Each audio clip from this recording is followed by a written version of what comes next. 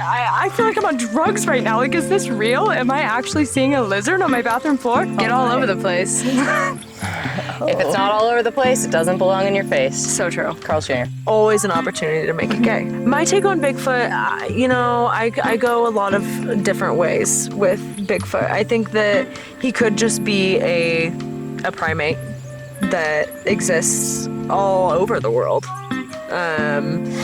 But I also think that interdimensional travel is not out of the picture completely. Yeah.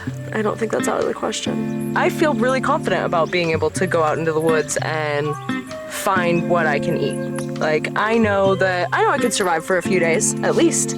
Probably needed a hug. I did. Climbed a tree instead. And hugged the tree. Yeah, probably needed to hug a person, climbed a tree and hugged it instead. Yeah.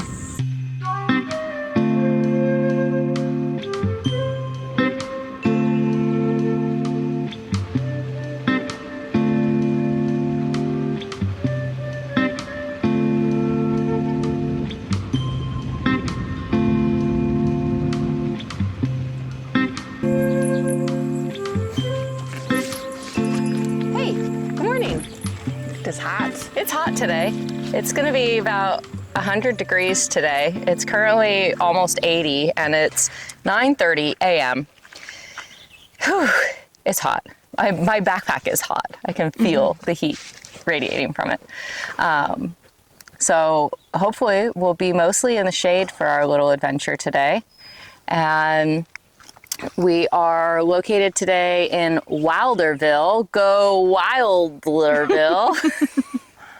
And we're joined today by my little lesbian. This is Asia. It's me.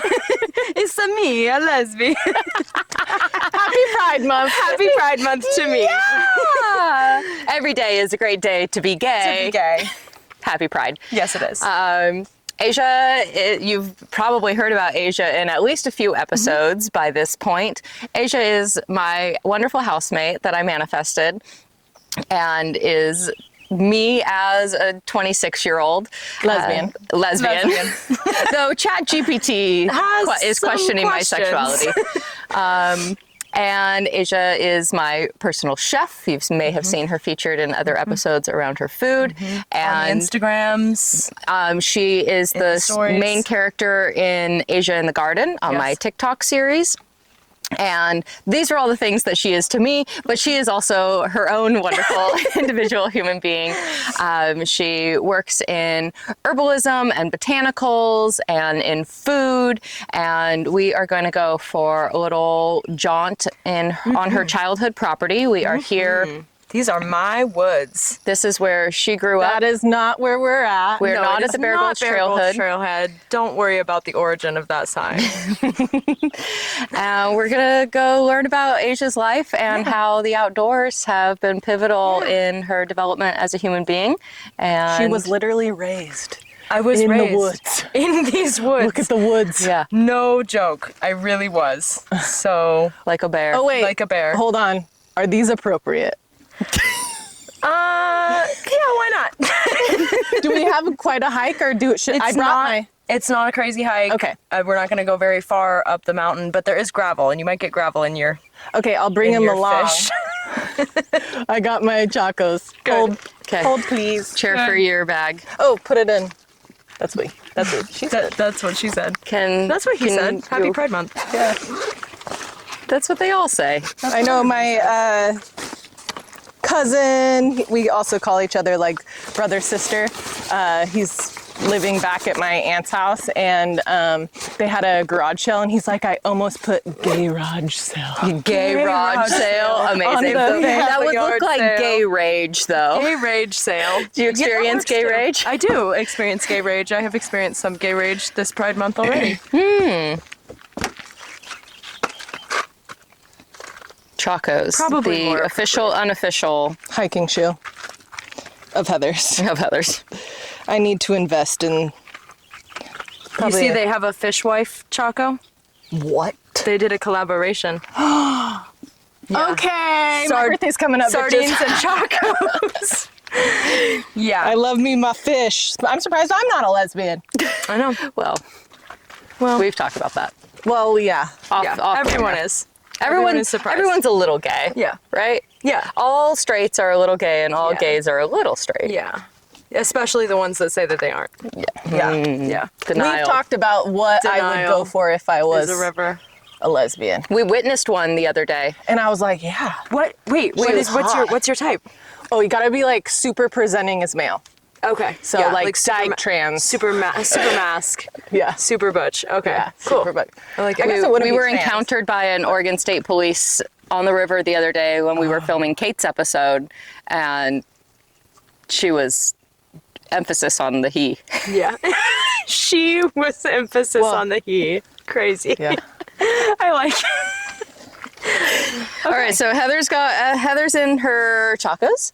I'm in my Earth Runners. Here's some free Asia's foot in her footage. Merrills. Oops.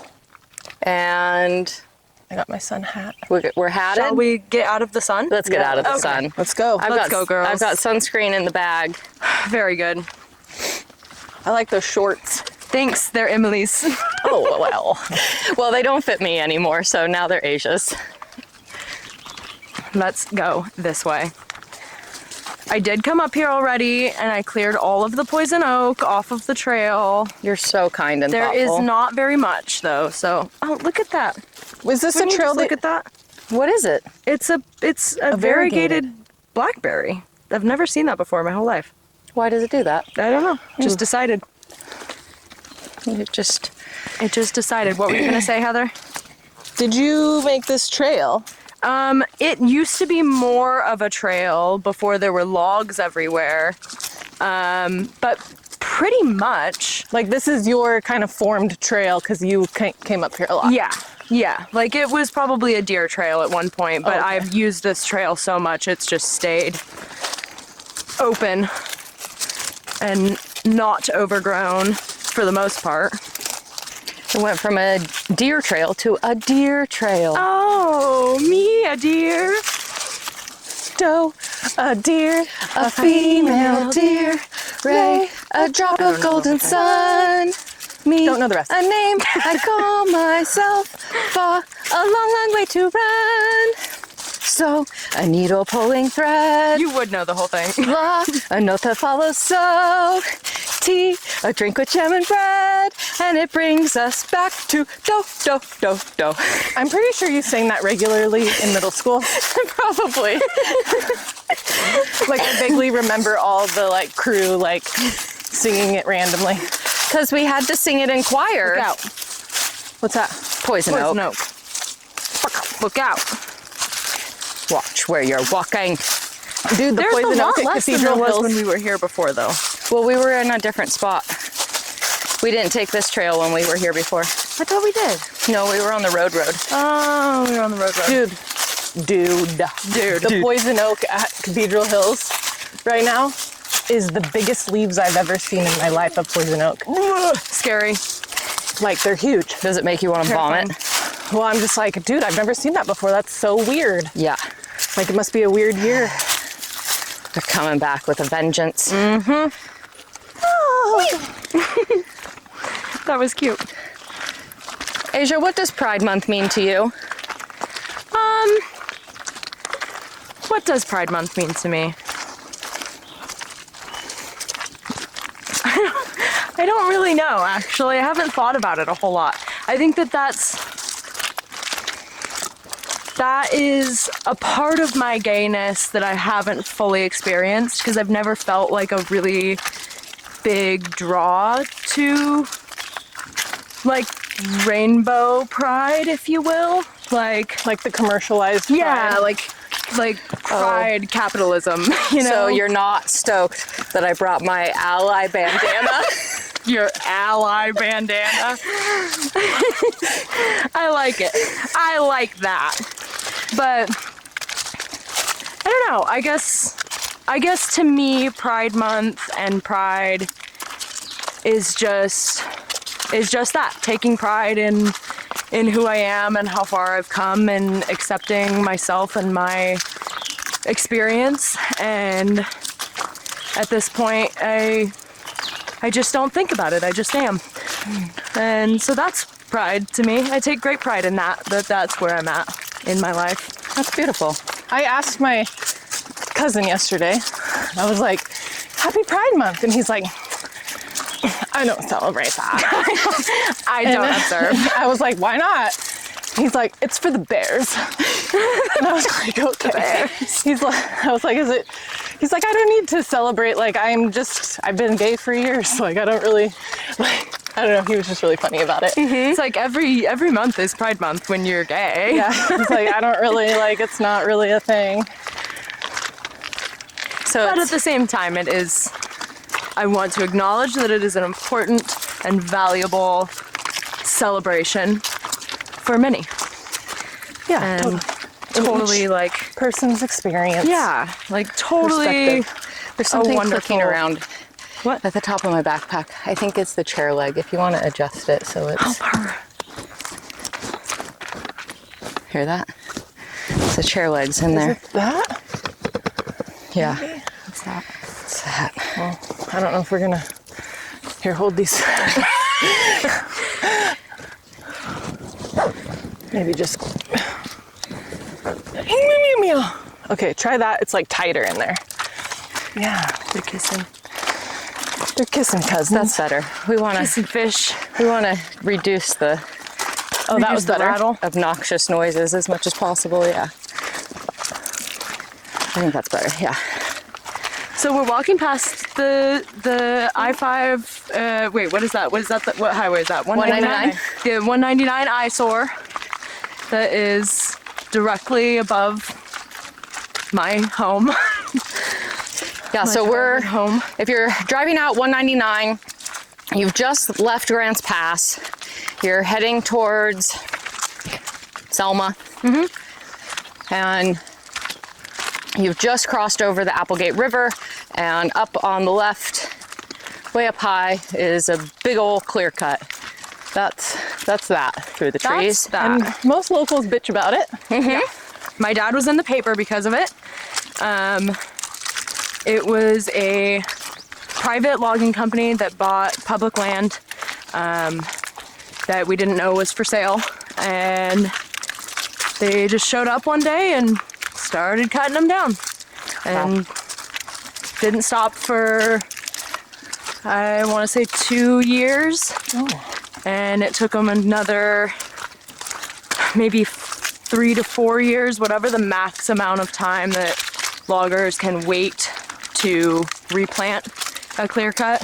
That's the amount of time that they waited. Wow. Well, this has been a clear cut and an eyesore forever. Like, why? Yeah. Where, like, did they replant?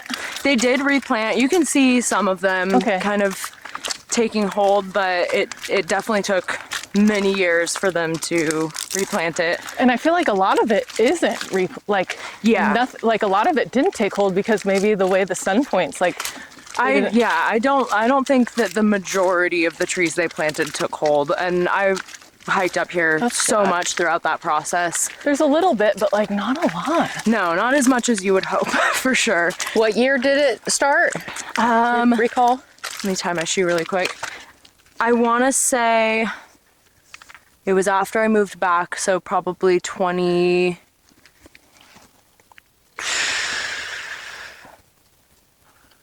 I don't know. Well, maybe like 2018, 2019. It was like right around the time that I moved back home after high school.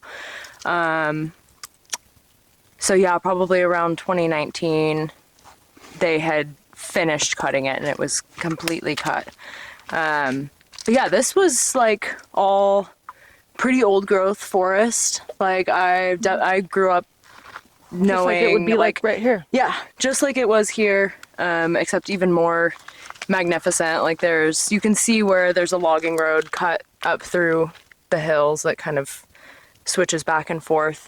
And there were like multiple mountain springs like coming right out of the mountain, just flowing all year round. Huge, like magnificent ferns and like roots hanging out over the trails. It was Because like you would hike up into Jurassic this. Park type You would, vibe. yeah, you would hike up into it and explore. Yeah. Okay. Yeah, to the top, like Trek your multiple ass times a week. Like I was homeschooled, so as a kid, I was homeschooled. This one was homeschooled. I was homeschooled. Yeah. Yeah. So I was all up in that all the time. Yeah, that was your school. Yeah. This That was was your my playground. school and my home, and now it looks like that. Now it's a bald head. Yeah. Well. Yeah. I definitely, for however many years they were cutting it, like, I would come up here every day and sit and watch them do it and cry every single day.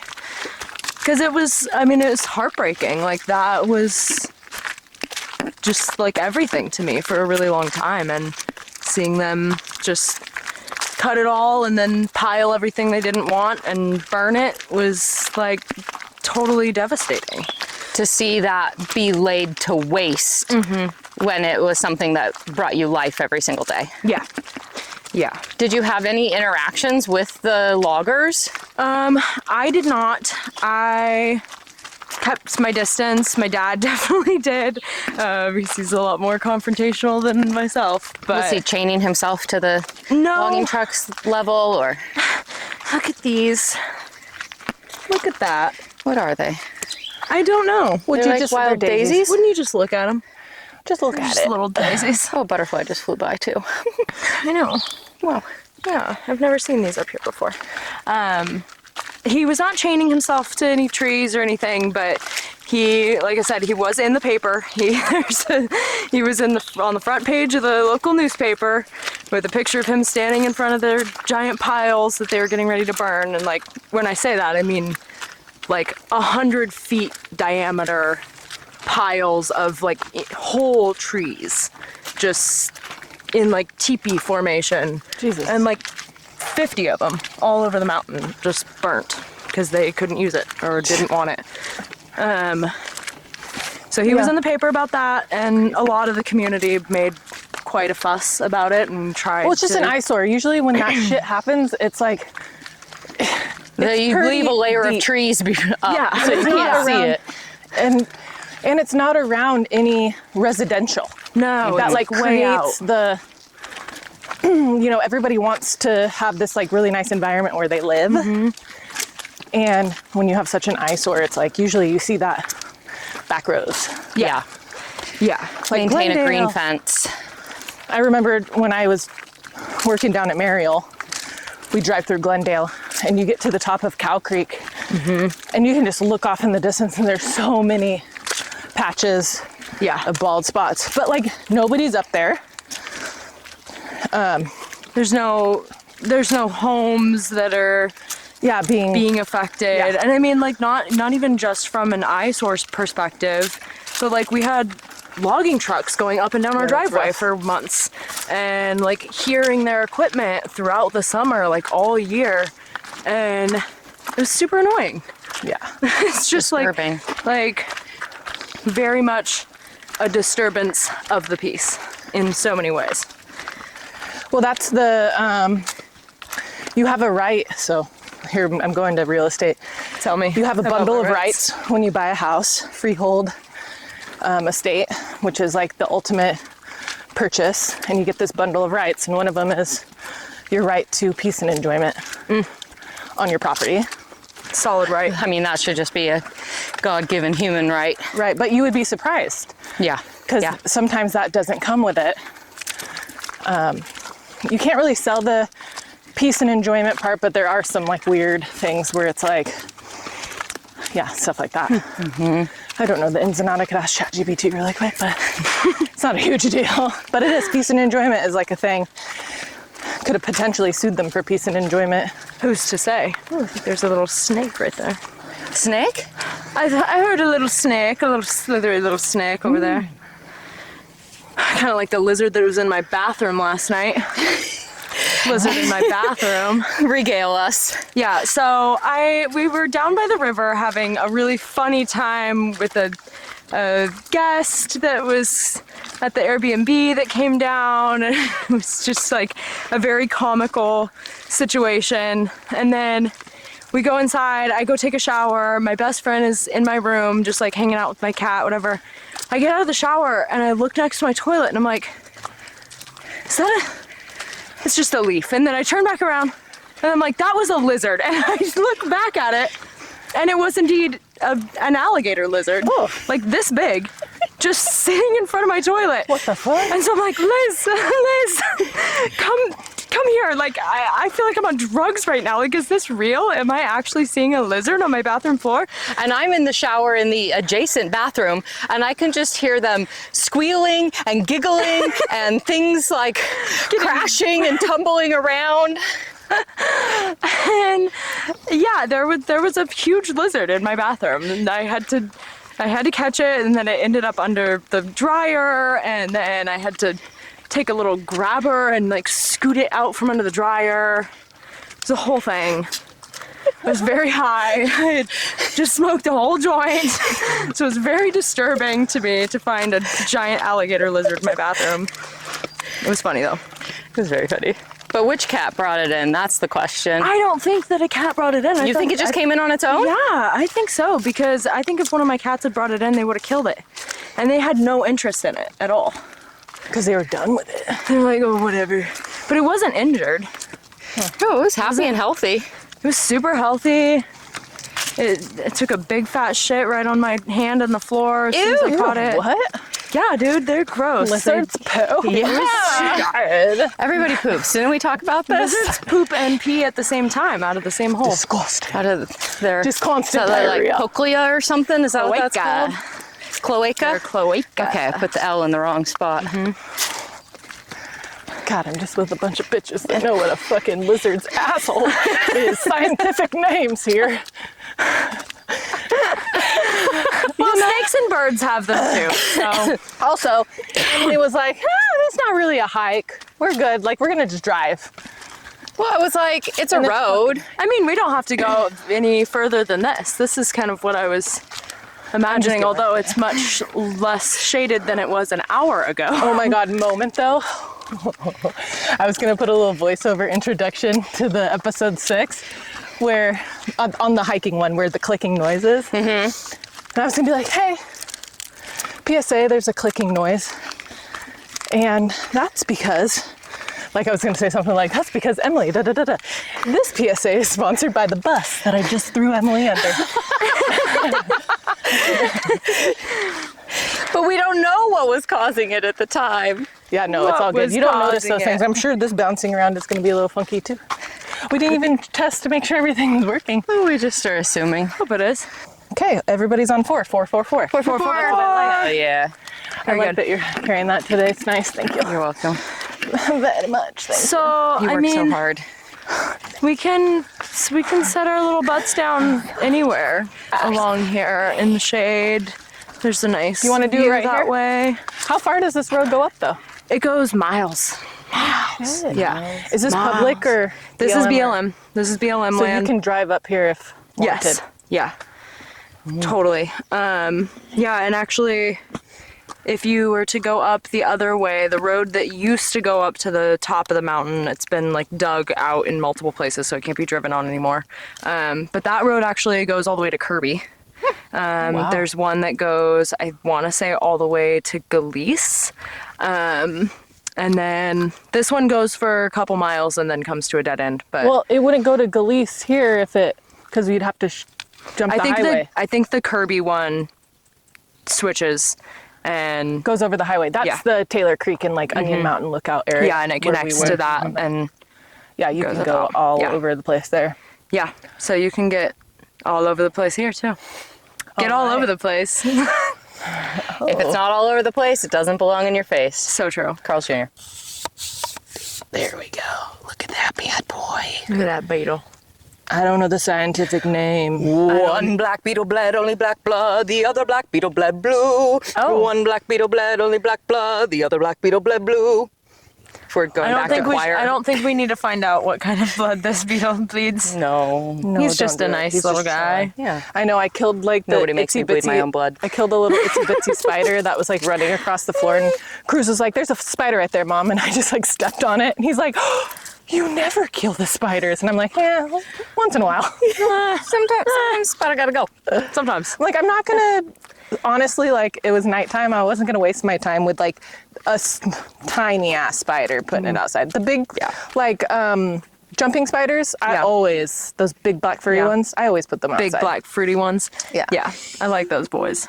Yeah, they can hang out and they can live. Well, I usually just let them kick it in my house I'm like, he's not bothering me. But then I did some research on them and they actually do bite. Oh. Or they can, I guess. And like, I guess it's not like a super duper painful bite, but I was like, okay, when I see you, you're going outside or in the vacuum. Yeah. Look at those enormous pine cones dangling from that tree. That's a sugar pine. That's a sugar pine cone. Yeah, it is. Those are beautiful and big. There's quite a few sugar pines up here. And there was one above the garden, like where we walked through. Don't mind me while I just air out. No, air them out. You didn't show me your actual boobs when I pulled up. The shirt was a little too tight. Sorry to interrupt you. Okay, In continue. the way I was. like I mean, do you want to see them now? A pet peeve. It's not showing me your boobs. I'm good on that. That's fine. But there was a sugar pine that got struck by lightning right above the garden, and that's one of my examples of when I talk about how well I sleep. I slept through the fire department and all of the neighbors coming up onto the property. God, I wish I slept like that. And like my parents, my little brother running outside, being like, "Oh shit, tree's on fire!" and like watching them put it out, watching the tree fall. Fully asleep the whole time. Oh, didn't see any that's of it. funny. I admire you so. Yeah, I know. for I your wish I But I mean, sleeping no one. skills. But I also like no one woke me up. When I sent that Well, text yeah, the lightning hitting the tree should have woken Well, you it wasn't up. loud. Lightning's not loud. The fire engines should have woken you up. Yeah, maybe. I don't think they had like sirens going or anything like it's that. kind of But am I incognito. sitting in this tall Yes, chair? you're the center remember? chair. Remember? We have ran with that. Also, that text last night, I was like, Emily is definitely asleep. Oh. Notify anyway. I was Notify asleep. Good. anyway. Real quick, how was your little camping? It was so nice. I know, and I felt It kind of was bad. so I was like, she's needed. literally driving back right now, and I'm like bombarding her with the situation that I like have discovered. I think I might be getting a poison oak right there. Wrong. For the first time ever in my whole life. Does that look like a poison oak? Let me see. I don't know what it looks like because I've never had it. No. Don't even give it Don't touch energy. it. Yeah, nothing has the power to irritate you unless you allow it. That's what- And I haven't I get allowed that it for my kinda- whole entire life. So Yeah. why would it annoy me now? Don't start now. Just Why would it because you bother went me out now? to do it to protect me. Yeah, and just Yeah. because Emily's hyper aware and Yeah. sensitive to it, like Yeah. now you're Let getting it that let it energy out of your mind. No, I'm immune. Yeah. I'm fully immune. Yeah. I like that. Doesn't Did you do bother that? Yes. Get it out of here. Get it? You know how they do that? They're like, Yeah. Yeah. Oh, sorry. we got some colliding. We got energy. some colliding energy. They do that. Watch Yeah. out with Those your somatic, your like, flops. Yeah, my massage Reiki. massage therapist does that. But you She'll have mine to too. make the fucking They go out the. She goes out the fingers. each finger. Yeah, she does it on me, and Okay, then she real does quick. it on herself. That's great. How much of that do you think is a little woo wooey to the fact that like is that actually really doing anything, or is that like maybe doing something? I think it's doing something. I think it's doing something. I don't know. Wow, the cicadas aren't playing today. They're like, bitch, I love it's that. doing something. Yeah. I think that it's equal parts actually doing something and just convincing you that something is happening. And if you I believe think it, that's it's just true. as powerful Yeah. as like whatever could physically be getting drawn out of your body. I think just the idea that something negative is getting pulled out of your body is just as Because if it is all about what we believe and energy goes where attention flows, then if you believe that it is extracting the negativity from your body, then by all means it is. yeah. Why not? Yeah. Because then you believe there is no negative energy residing in your body any longer, and you go about in a state of positivity. That's kind of true. that's kind of the basic quantum physics in a sense. Like, Basic yeah. quantum physics. Base. if it, yeah, Yeah.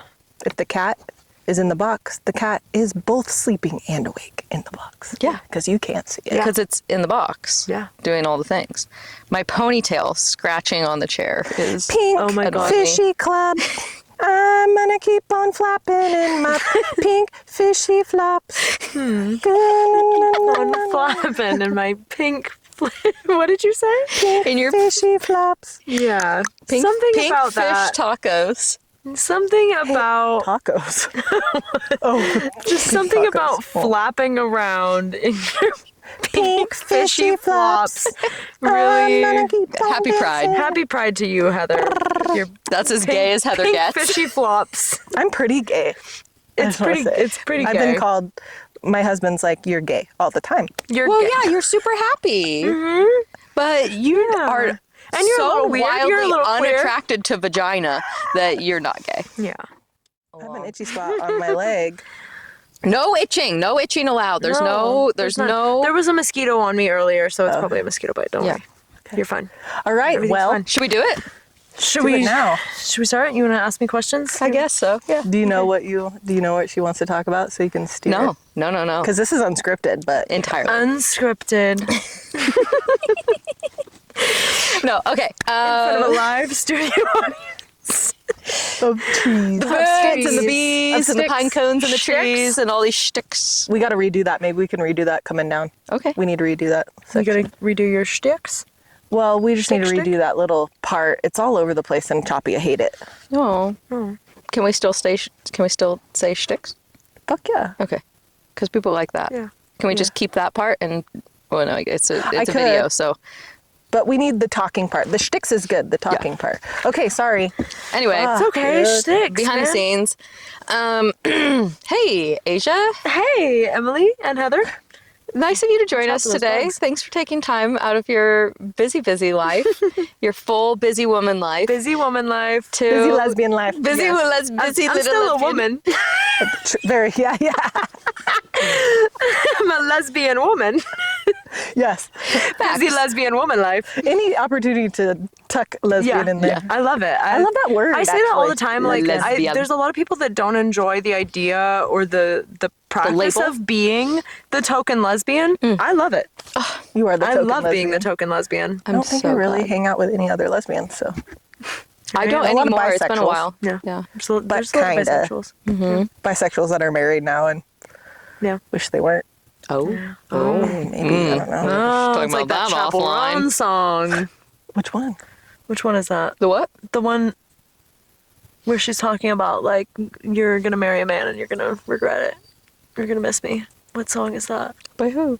Chapel Roan. Oh. Girl. It doesn't matter. We'll find it later. Okay. Anyway. Anyway, hey, where was I? Yeah, so let's just dive right into who you are, where you came Let's from. talk about me. Yeah, you're the star of the show. You're the main character. Let's take us gay into the meat. Oh my god. What? Well, because I would say let's take us straight into it, but God damn. And then into the meat. Ooh, into the meat. Are we gonna be able to into get the through meat? this fucking Are we even podcast? going to be able to post this? Ira's gonna love this shit. We're certainly not going to be able to monetize this in any way. I've turned into a conehead. Yeah. Fucking ever. What's going on? Well, This is all very specific jokes for one of our main YouTube viewers and listeners who's gonna get a crack up at all of this. and also very on par with just the way that Emily and I interact with each other on every moment. Yeah. At every moment. We have a bit where, so say you're driving down the road. This is our bit. Say you're driving down the road and the road's going one direction and then it goes another direction and it's winding, curvy. As roads do. As roads do. And one might say we're gonna go straight and then we're gonna like curve, turn. And my bit now is that up ahead we're gonna go gay. We're going to go gay. Instead of where you would go straight and then the opposite of going straight would be going gay. Well, and there's a lot of times that you use the word straight outside of talking about sexuality, and in most of those times there is an opposite to whatever you're calling is straight. So there's always an opportunity to make it gay. To make it gay. Always an opportunity to make it gay. Yeah, whenever I say straight, my cousin says, "You mean forward." You mean forward. I like that. And now we I just like make it straight or gay. Yeah. Like, your hair's a little gay today. Yeah. Actually, it's pretty straight. Yeah, it's pretty straight today. Yeah. But it's all the way gay All the way. at the same time. Quantum physics. That's quantum physics, yes. Okay, so Asia, who are you? Why are we here? Where'd you grow up? These are all the questions that drive my existence. Who am I? Where did I come from? Why am I here? What am I doing? I am from here. This is my home. Literally here. Literally here. I was born and raised in Grants Pass, Oregon, at the Josephine Memorial Hospital, which is no longer in existence. Let's go, bro. Oh, that was great. Let's do that again. That was pretty gay. That was a little gay, Heather. Actually, it was pretty straight of her to not know how to dap me up. Oh, is that what it's called? Yeah. Oh, I am so behind. Yeah. Try to be cool. It's a dap. You dap. Heather and I are millennials. Fucking dap. No, dap. Dap with a P. Dap me up. Yeah. Okay. What does that even mean? I don't know. Okay. Okay, continue. But it's a Gen Z term. Shut the fuck up. Yeah. Let her Well, continue. and it's also, I'm surprised that you guys don't know about it though. But I do know. Maybe it's I just do like know.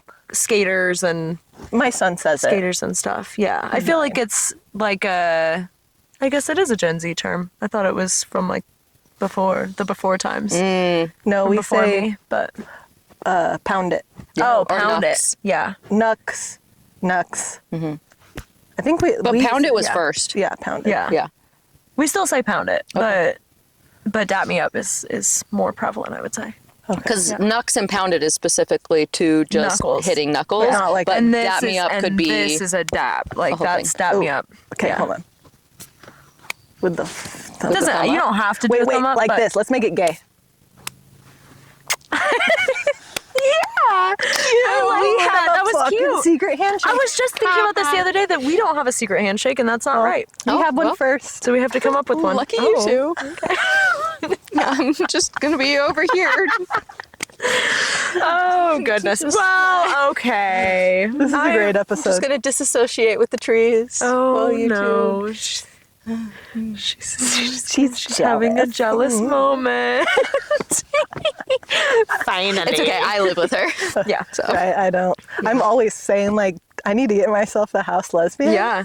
I love that. When she told me that term, I'm obsessed with that. House lesbian. Love it. I did. Yeah. I have way better than a housewife. Let me tell you. Way better Yeah, than a I'd way fucking- rather be a house lesbian than a housewife. yeah, and way better than a fucking house husband. Yeah. I don't do jack shit.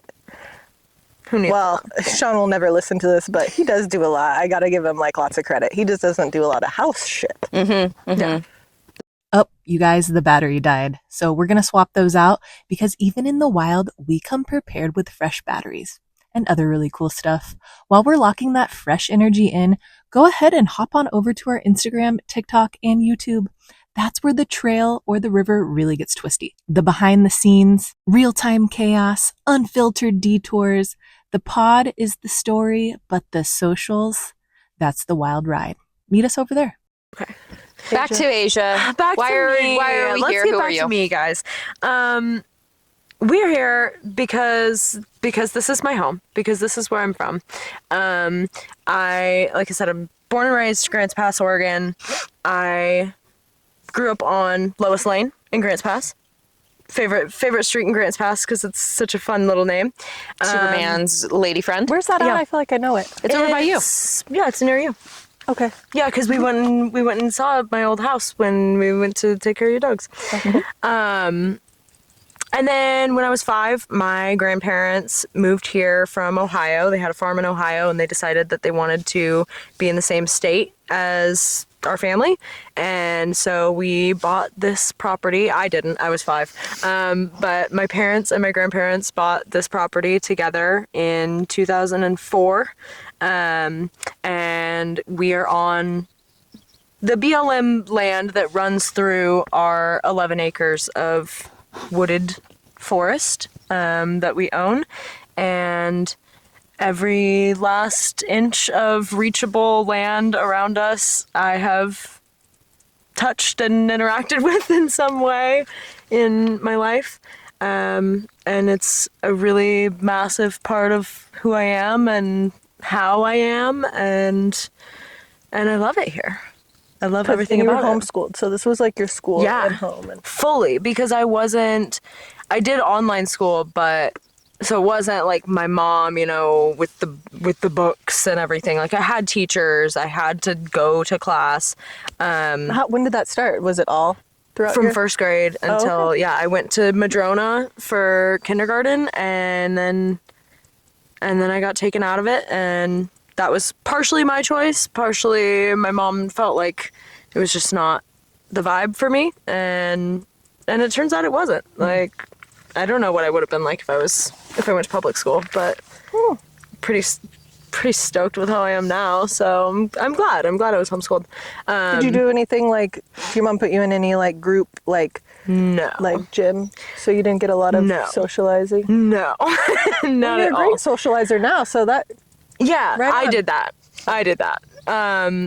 So that's another reason I spent so much time in the woods, was because I was also raised a Jehovah's Witness. Oh, that's so right. I was a little baby lesbian growing up as a Jehovah's Witness, very strict and, in my opinion, fear-based religion.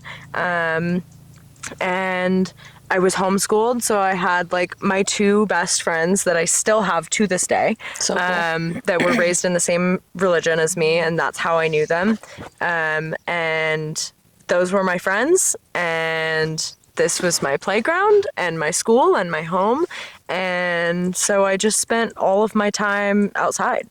I literally spent all of my time outside if I wasn't doing some other obligation, whether it was church or school or whatever.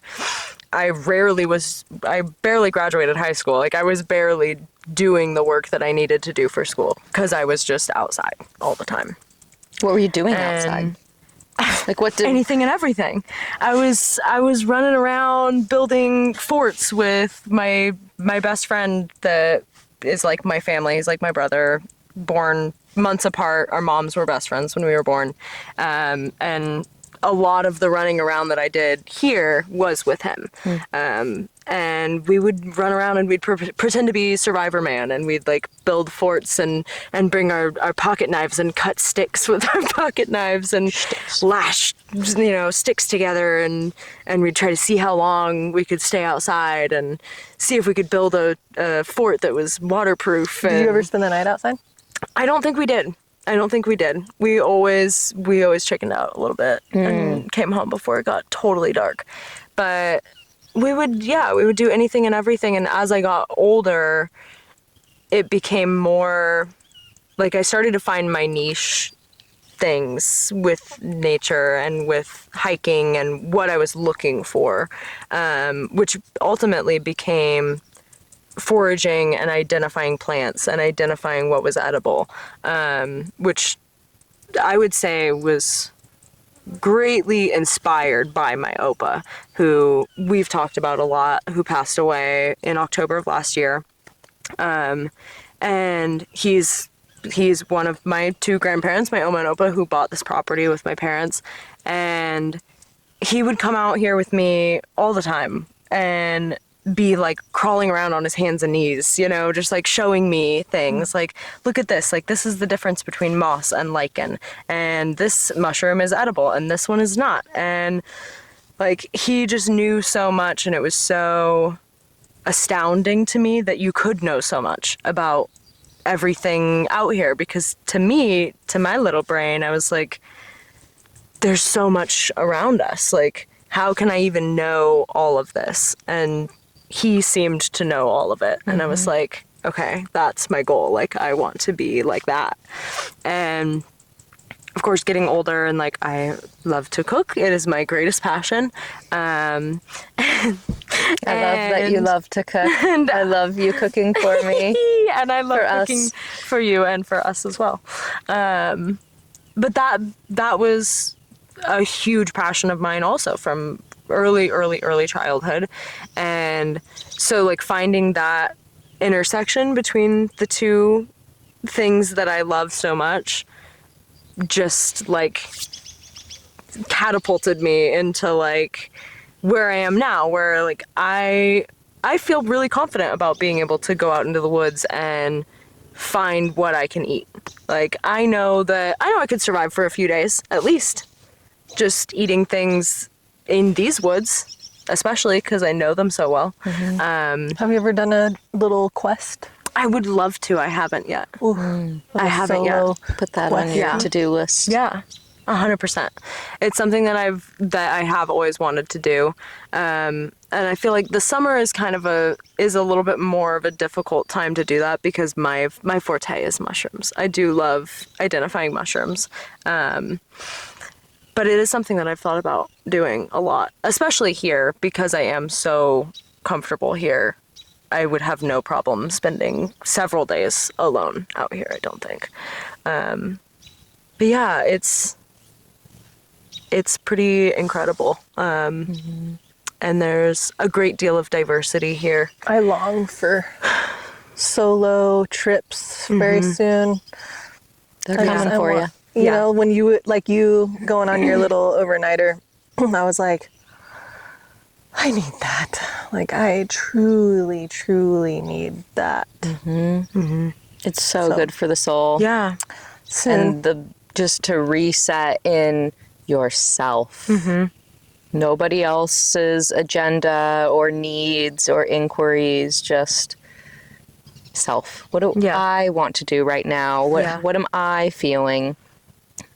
What do I need? Did you just write a lot, or did you read? Like, what were your little activities that you did on your solo quest just yesterday? I swam. I had Chimmy with me, so I made him swim a lot, threw the stick a lot. Mostly I just sat, and I guess they call it daydream. Just contemplated, quiet contemplation of life and being and what's been coming up for me emotionally recently, and watched a man fish, watched the sunset. Where were you at? Silent. Just below Gullies. Contemplative.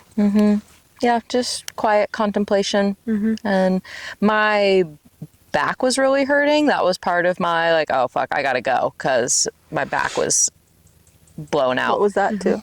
Or like because of?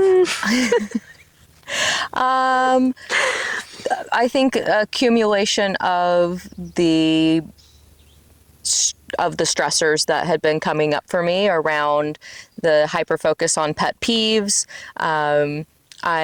We're participating in the To Be Magnetic Money Challenge this month. So, blocks and emotions around my relationship with money, and that can really manifest specifically in lower back pain, is like money and financial support issues. So yeah, I was feeling my back telling me, like, girl, you need a break. You need to slow down. You need to find some quiet. You need to not talk to anybody for at least a few hours, preferably 12. And Did that help? yeah, big time. Really? Yeah. And I spent time just like slow moving and being really intentional and thoughtful about how I was picking things up and putting things down and moving around, and less just like, fuck, I gotta move this thing. I gotta do this. I gotta go there. Like, I notice my signs for when I know I need to start slowing down and take a break is I start dropping things a lot. I start like missing my footing. Like, I fell down the stairs in the house as I was getting ready to leave. Like, I stepped sideways on the stair, and I fucking... Yeah. You did. Yeah, I was dropping my phone a lot on Wednesday, Thursday, and Friday. That's super interesting. And missing my footing and like misplacing my feet a lot, and getting a lot quieter and like more irritable, more snappy. And all of that was happening last week. Is that aligned with your period at all? No, I should be like ovulating, fucking firing right now. Wow. Firing. Yeah. All cylinders. Okay, let's go back to Asia. Yeah. Love you so much. I just wanted to hear a little bit more about that, Yeah. just because that kind of segued into the, little solo journey quests to go do. And The value of time alone in nature. Yeah. Yeah, and I love that because for one, we're both thought daughters. We are thought daughters. We stay thinking all the time. And that ties into what I also was going to say about myself and like being in the woods so much, is I do contribute that greatly to like the amount of growth and maturity that I feel like I've been able to achieve at my big age of 26, because I did spend so much time alone. I didn't have a lot of friends. The friends I did have, I couldn't see all the time. I spent a lot of time with Mason, but I spent the majority of my time alone. And that has been true for me up until probably 2 to 3 years ago. I've spent the majority of my time alone. And I think for a long time I thought that I liked that. And in a way I did, and I gained a lot from it. But I've found now that I don't enjoy being alone as much as I enjoy being with people that I love. And there are times, of course, that I need to be alone. I need it. But I can find those, and I know when I need to be alone, and I can easily remove myself from whatever it is that I need to do to find that alone time. But in a lot of ways, I often just kind of feel like, yeah, I've been alone enough. I've been alone for enough time now. And now I just want to connect, like, all the time. I feel that. I feel like I go in spurts where I'm like, ooh, I really want like a bunch of stimulation. Like, let's go to a restaurant and just eat, because I want to be around like, just be out and around people. I love it. But then like, I find that like, ooh, and then I want to come home and just be by myself. Yeah. And like, I feel like totally balanced and like recharged doing shit like that. Like, okay, I'm going to fill this cup and I'm going to fill my other cup up, and it's going to like, help me. There's one girl, many cups. So true. One girl, many diva cups. Did it trigger you at all when I said that I needed to go get alone time and I was going to leave you at home and not take you with me? It didn't trigger me because it was coming from you. We talked about, for a little bit of context, I got home the other day and Emily had left, and she had so wonderfully cleaned the entire house, like so spotlessly, like just beautiful, like no clutter anywhere, just great. And our house is never dirty or like really even that cluttered at all. Like, based on my idea of clutter and the way that I grew up, our house is spotless all the time. Right, it is. But it was just like so clean. And I walked in the door and I was like, oh, that's so nice. And then immediately like my emotions started flooding, and I was like, nervous system reaction. And I was like, what the fuck? Like, why is that happening? Because the house is clean.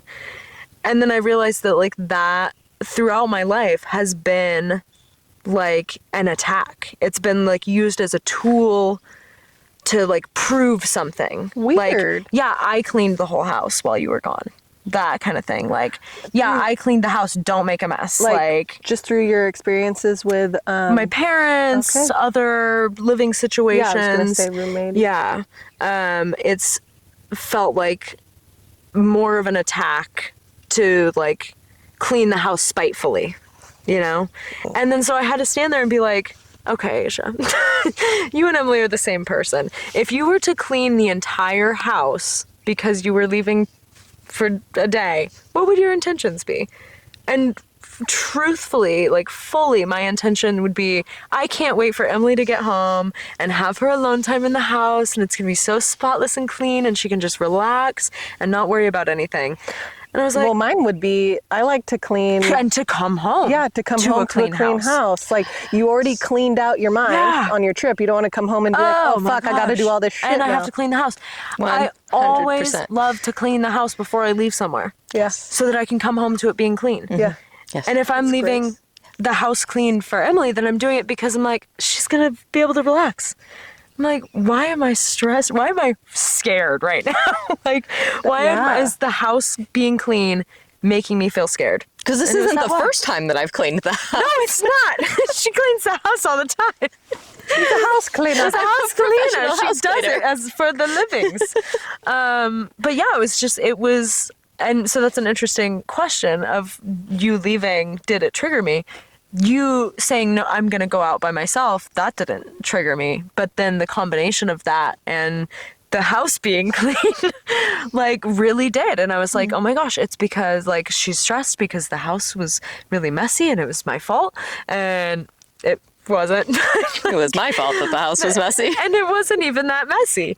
But it was just this, like, culmination of, like, weird insecurities. And then I was like, oh my gosh, that's not real. Chill the fuck out. None of that's real. Chill the fuck out. Chill the fuck out. Shut the fuck up. Chill the fuck out. That's not real. And Emily's like the one person that will communicate if she did have a problem with anything. Oh my gosh. One of the only people I know that's going to be like, hey, check in. Like, you know? Yeah. Like, yeah. And you we already never have to do that. Yeah. So it's like, I know that if there was a problem, she would tell me. Like the mango. Oh, wait, what's the mango? We have had 2 points of contention since we've been living together. We've been living together since middle end of December. December 16th, my birthday. Mm-hmm. She moved in on her birthday. Didn't tell me that it was her birthday till well after it had been her birthday. Yeah. I think it was the first point of contention was that she put a mango in the fruit bowl. And I'm highly allergic to the oil on a mango skin. It's the same oil that is poison oak. So I can't touch a mango, and I can't touch anything that a mango has touched. So I had to come to her and say, hey, when you are done with the mango, could you please clean the bowl, and in the future not put a mango on anything that I'm going to touch. You explained it to her. Yeah. But it was contention. It was our first. That is the level of contention that we've experienced in our. I'd be like, oh fuck, I had no idea. Thank you for telling me. Yes, I will do it right now. Yeah, and that is exactly how I felt. I was like, oh my God, I'm so sorry. Don't worry, the mangoes will be in their own bags from here on out. That's just an example of how easy our life is together. That's our point of contention. So, and I came to her pretty immediately. Yeah. I mean, you didn't stew upon it. No, I do remember you saying I was trying to figure out how to bring this up. Did stew on it? Mm-hmm. Yeah, but she had no idea. I have to think about things and how I want to say it and how badly I want to say it before I say it. That can't be super immediate. Yeah, because it comes off funky. Yeah. So that brings me to another hell yeah. That brings me to one of my things is like Roscoe's daycare. The gal wears so much perfume, and I've kind of mentioned this to you, and I'm like, I really want to bring it to her attention, but like, how do you bring that to somebody's attention without it coming across as like a personal attack? I've tried so many ways. I was gonna like print up some papers and I was just gonna go to her higher up and tell her. I don't know. Like, I still haven't said anything, but like one day I had like perfume in my mouth as I left, and I was like, when you can taste this is such an endocrine system, and like toxins like that, chemicals, they really disrupt like your endocrine system and cause a bunch of shit that's linked to a bunch of shit's chemicals. And I was just like, part of me wanted to turn around and go get Roscoe that day, but I was like, dude, I gotta do work. Like, I have shit to do. Like, I can't just go get him. It's fine one day. It's not like he's like overly exposed. Some days she's in the same classroom. Some days she's not. So I'm like, usually she's not actually in that classroom. So I'm not like super hardcore, like, you know, it's like, okay, he's getting it once in a blue moon. Maybe it's conditioning his system a little bit, like, you know, like you gotta be exposed to like build up immunities or whatever. But still, I'm like, I haven't said anything yet because I don't know how to say it properly. Gotta make it about you. Yeah, you have to make it about you. So that it's not an attack on them. It has to be, hey, I've noticed this thing. It's affecting me in this way. I would feel better about my interactions here if this thing were to change. Yeah. And maybe it is better to go to like someone above her. Well, I just want to be I don't want hey, to like, you know. And I know that she really cares about the kids and stuff. I'm like, she doesn't even know that that's a thing. Yeah. It's not good for her either. Exactly. So I'm like, girl, I want to help your ass out. Like, this has nothing to do with you. Your fucking perfume game is on point. Yeah. Love it. Love that for you. But like, did you know? Yeah. Yeah. Like maybe you can switch it up and buy really nice perfume and have a collection full of perfume that doesn't have those chemicals in it. I can just tell it's those chemicals. You just know. You just know. Yeah, But it's hard to educate. It's hard to educate people who don't want to receive that education. Yeah. I walked into Ulta the other day to get one thing, and instant headache, like immediate. Like I feel like I'm gonna throw up. Yeah. That's how you know. Yeah. That's how you know it's no good. Okay, back to Asia.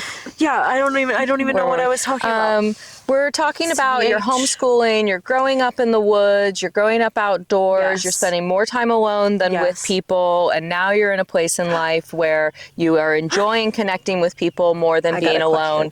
Slight segue back to Heather. Well, my question with that is, do you have any like really interesting like stories from being out here, like any sort of close encounters with animals, any sort of like, whoa, that was like any core memories that really stand out, little, big, whatever? I have a lot. Of course you have a lot. I have a lot.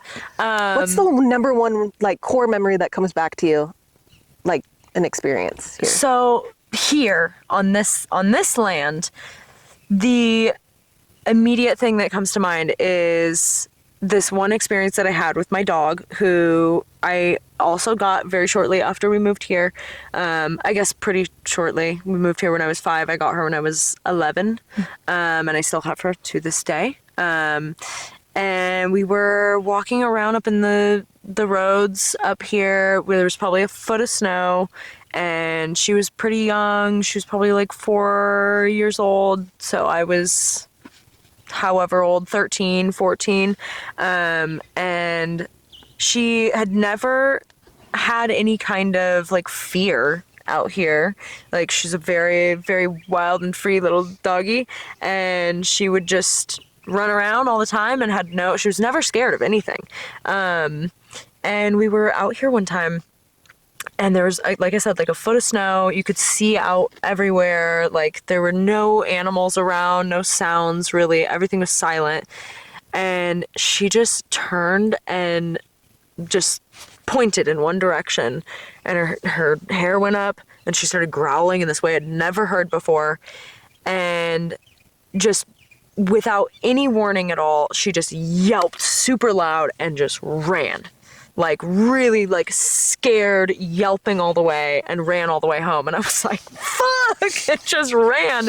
Because I was like, I don't know what that is. Weird. That's my weirdest thing here on this land. Did that scare you and you didn't come out for a little while? It did scare me. It did definitely scare me. And I was also in a moment where I was like really into the supernatural stuff and like, I've been manifesting. I'm like, weird shit. oh my God, There's I've a ghost. manifested demons. Like, yeah, like growing up as a Jehovah's Witness, also demons are like a big thing. Like you're not supposed to be fearful of demons because that invites them into your home, but also you should be very aware of all of the other ways that you could invite demons into your home. Weird.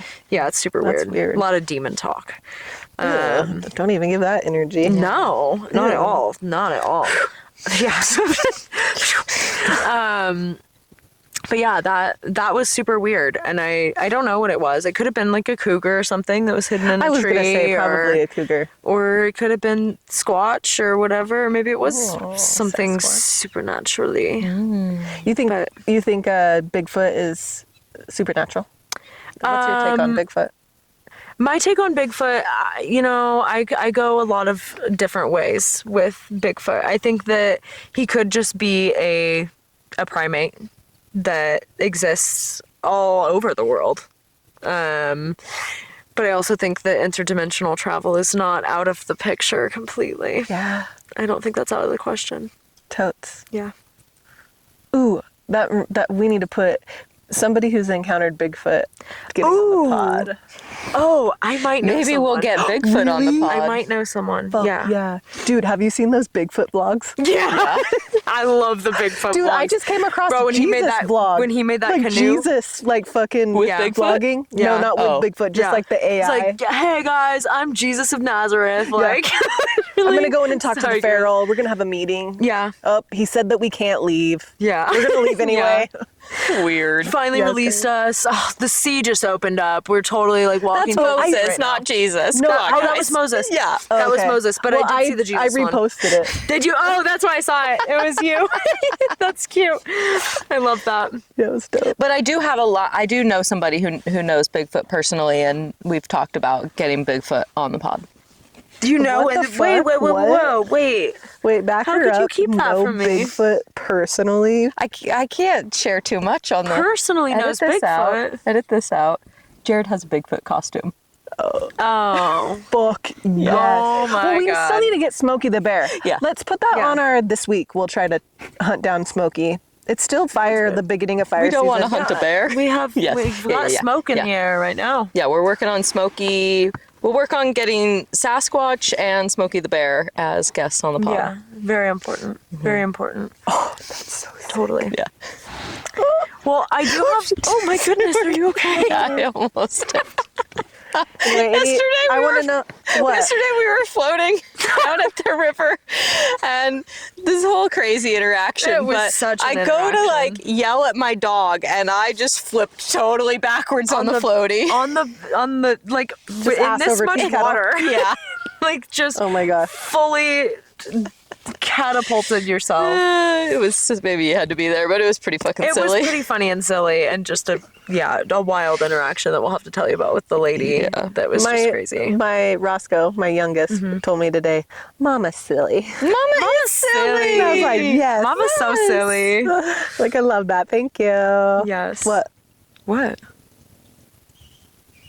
Hello? Something's walking over there. Probably a deer. Probably a deer. No, a deer. Go check. Jump up there, move Nat. You see anything? I see nothing. We might have our first wildlife encounter on the pod. Wouldn't that be could. sick? Look at that little ass cheek hanging out. I know, nice butt. Thank you. New shorts that fit. Shorts that fit. I see nothing, but Well, I that's heard okay. something. Some burnt ass trees down here. Yeah. So the biscuit fire actually burned through here when it burned. Oh, wow. In 2002? Yeah. Oh, look at. Oh. A wildlife It is encounter. a deer. I did hear a Don't deer. move. Yeah. Don't move your muscles. Look at that. Hi, buddy. But I want to get it on that camera. Oh, that's so special. It's okay. I can splice it in. He's got his little velvets. My little deer. His little velvety That was tips. cute. That was adorable. So cute. I'm so glad I Adorbs. heard it. I when I saw know. it. We may need to shift Are you in the into sun? shade more. Are you in the sun? I'm starting to feel it over there, yeah. Are you? Have you had any? feel Do you want to so move right? Let's move when this battery dies. Okay. Back to Asia. Have you had any other Long weird? trip. Tell me some more little ditties. Some more little ditties. Well, I can tell you some really interesting human interactions that that have been had out here. We are in Wilderville, and I think that most of the people from Grants Pass or Southern Oregon, he's on the move, have a pretty good concept of what Wilderville is like. We've got Emphasis on wild. wild. We've got some walkers, there's always people walking up and down Fish Hatchery. Oh, I saw one. Yeah, you'll see Sitting on him the bridge. every day. Oh, on a laptop. It was super interesting. He just really had a whole office set up on the bridge. Maybe not this guy Yeah. that I saw drive. He guy looked was- like he'd been walking for a while. Is all I'll say. Yeah. This Yeah. guy looked like he hadn't eaten in days. He looked Yeah. emaciated. Yeah. Yeah. Anyway, So that's kind of the vibe of the neighborhood. And there's also a lot of, things going on out in the woods. A lot of illegal growing operations. A lot of illegal cooking operations. Methamphetamines. And we have had many a neighbor, an unwanted neighbor, come up our driveway at all hours of the night. We had a lady that had a pack of feral dogs that she was not feeding, that were for a couple years tormenting the whole neighborhood, the whole community. Weird. And no one could do anything until they killed livestock. And they had only killed people's dogs up to that point. They killed our neighbor Gary's dog, another neighbor down the street. They killed this little girl's dog. She's down at the bus stop. Like, it was awful. And we had chickens. I was a kid. They didn't attack any humans? No, my Opa clubbed a bunch of these dogs to get them off of our neighbor's dog, Gary's dog. But they didn't come after any of us, but that was obviously a fear because I was a kid. My little brother was probably 2 years old at that point, maybe 3. And so it was scary because we couldn't go outside. It was you can't be outside unsupervised, which was very normal for us as kids to be outside unsupervised. And eventually, they killed one of our chickens. Animal control got involved, gave us the go-ahead to protect ourselves if need be. And all of those dogs got taken away, except for one. And this is actually my favorite little piece of lore about Wilderville. There was a dog named Seymour that was just a neighborhood community dog that would go to the Wilderville store all the time. He'd be down there. From this pack of dogs? Come to find out, he was part of this pack of dogs. Oh. But he was the friendliest dog ever. You'd see him alone all the time, running up and down the road. He'd go into the Wilderville store and make friends with people all the time. Everybody knew his name. And he was just this little icon of the neighborhood. And it turned out that he was actually a dog that my aunt had shot at and had clipped, and she never found him. She felt awful about that she had shot at this dog and not, killed it, because obviously it was coming after our livestock, our dogs.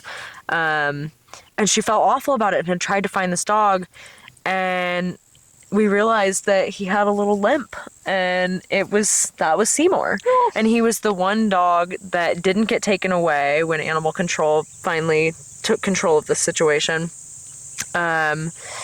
And he ended up, rest in peace, Seymour, getting shot by police because he was defending his mother and bit a cop.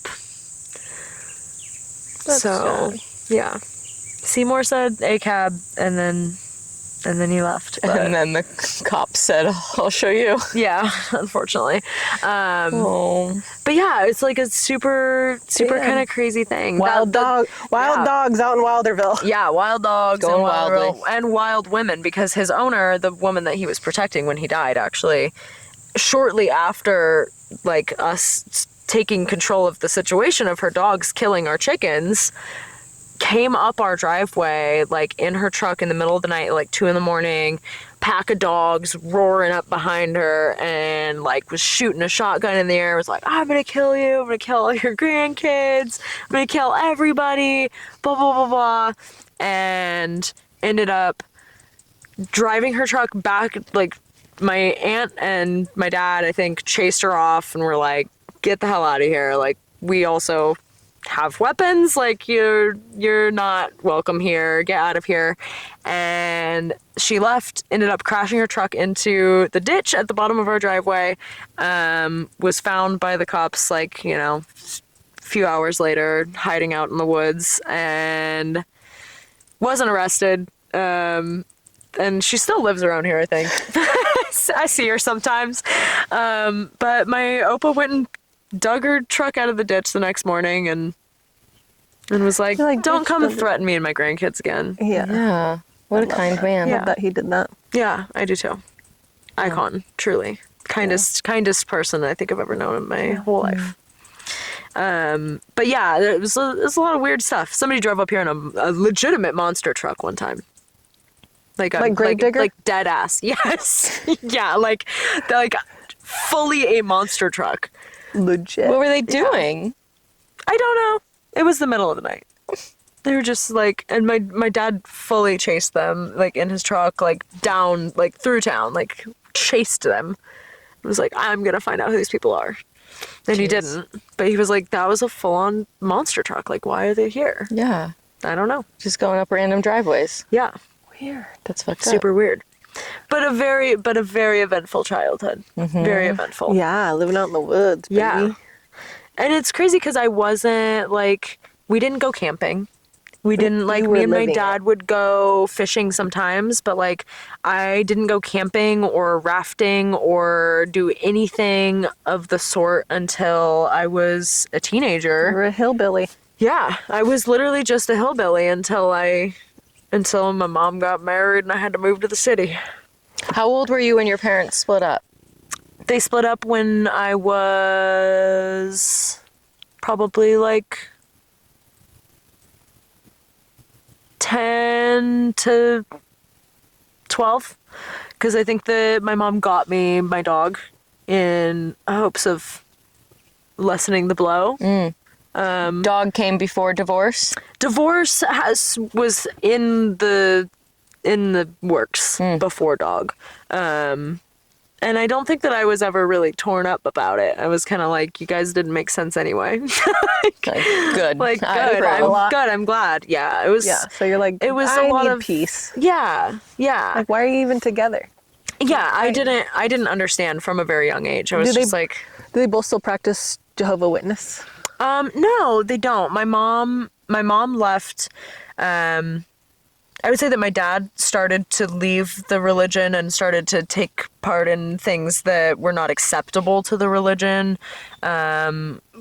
earlier on. And as that happened and things unfolded, what do we do? Batteries? I always So like have a ominous. moment where I'm like, did I hit the record? I did. Yeah. Very good. I'm glad that you did. Long ago. making I'm getting sure. sunned. You gotta check. Do you want to scoot over? Can we could please? just go down here. Yeah. It's just Yeah, normally I could I don't sit in want- it for a while, I don't but want you it to is be uncomfortable. 100 degrees out. I don't want you Here. to be uncomfortable in me. I'm feeling great, so. Yeah. Because you're in the shade. Yeah. You need to be. We need to more- go this way. Okay. But the camera will also need to be in the shade, so. Can it be if we're... Come like a little further here, and then the camera can come here. Okay. I like these open little little cheek holes. Underbutt hand flaps. Yeah, I like that about it. I hear them in the summer. I find their little shells all over the place. Because it every just other part of the is year. it that there are batches of them? I think it's like every 7 years there's like it's like the main event, you know. Like I think there's probably batches. So like they're slowly trickling Yeah, out. Every can't year all is a 7th year for some somebody, batch. Yeah. for some batch of For potatoes. some batch. For some I do body. remember one year was gnarly. Yeah, I remember that was when I was a kid. probably a big batch of them. Yeah, coming out. Did you hit record, Heather? I did. Big Okay. coming out moment. Thank you. Yeah. For the cicadas. Thank you for the position readjustment. I feel much cooler now. Good. Yeah. I'm so glad. Very cool now. Okay, back was to it? you. I think I was talking about my parents. Yeah, your parents split. They split when I was probably around 10 years old. It took a And they little left the while. religion. My mom, my dad kind of left the religion, just kind of stopped going, started being involved with things that weren't really aligned with the religion, and eventually was disfellowshipped, which is a super strange thing in the Jehovah's Witness religion, where if somebody breaks the rules, you say, okay, you're out. Like, now You're nobody voted can off talk the to you. island. You're shunned. No one can talk to you. No one can interact with you. And unfortunately, even though he was the one that got disfellowshipped, we were the ones that lost our community.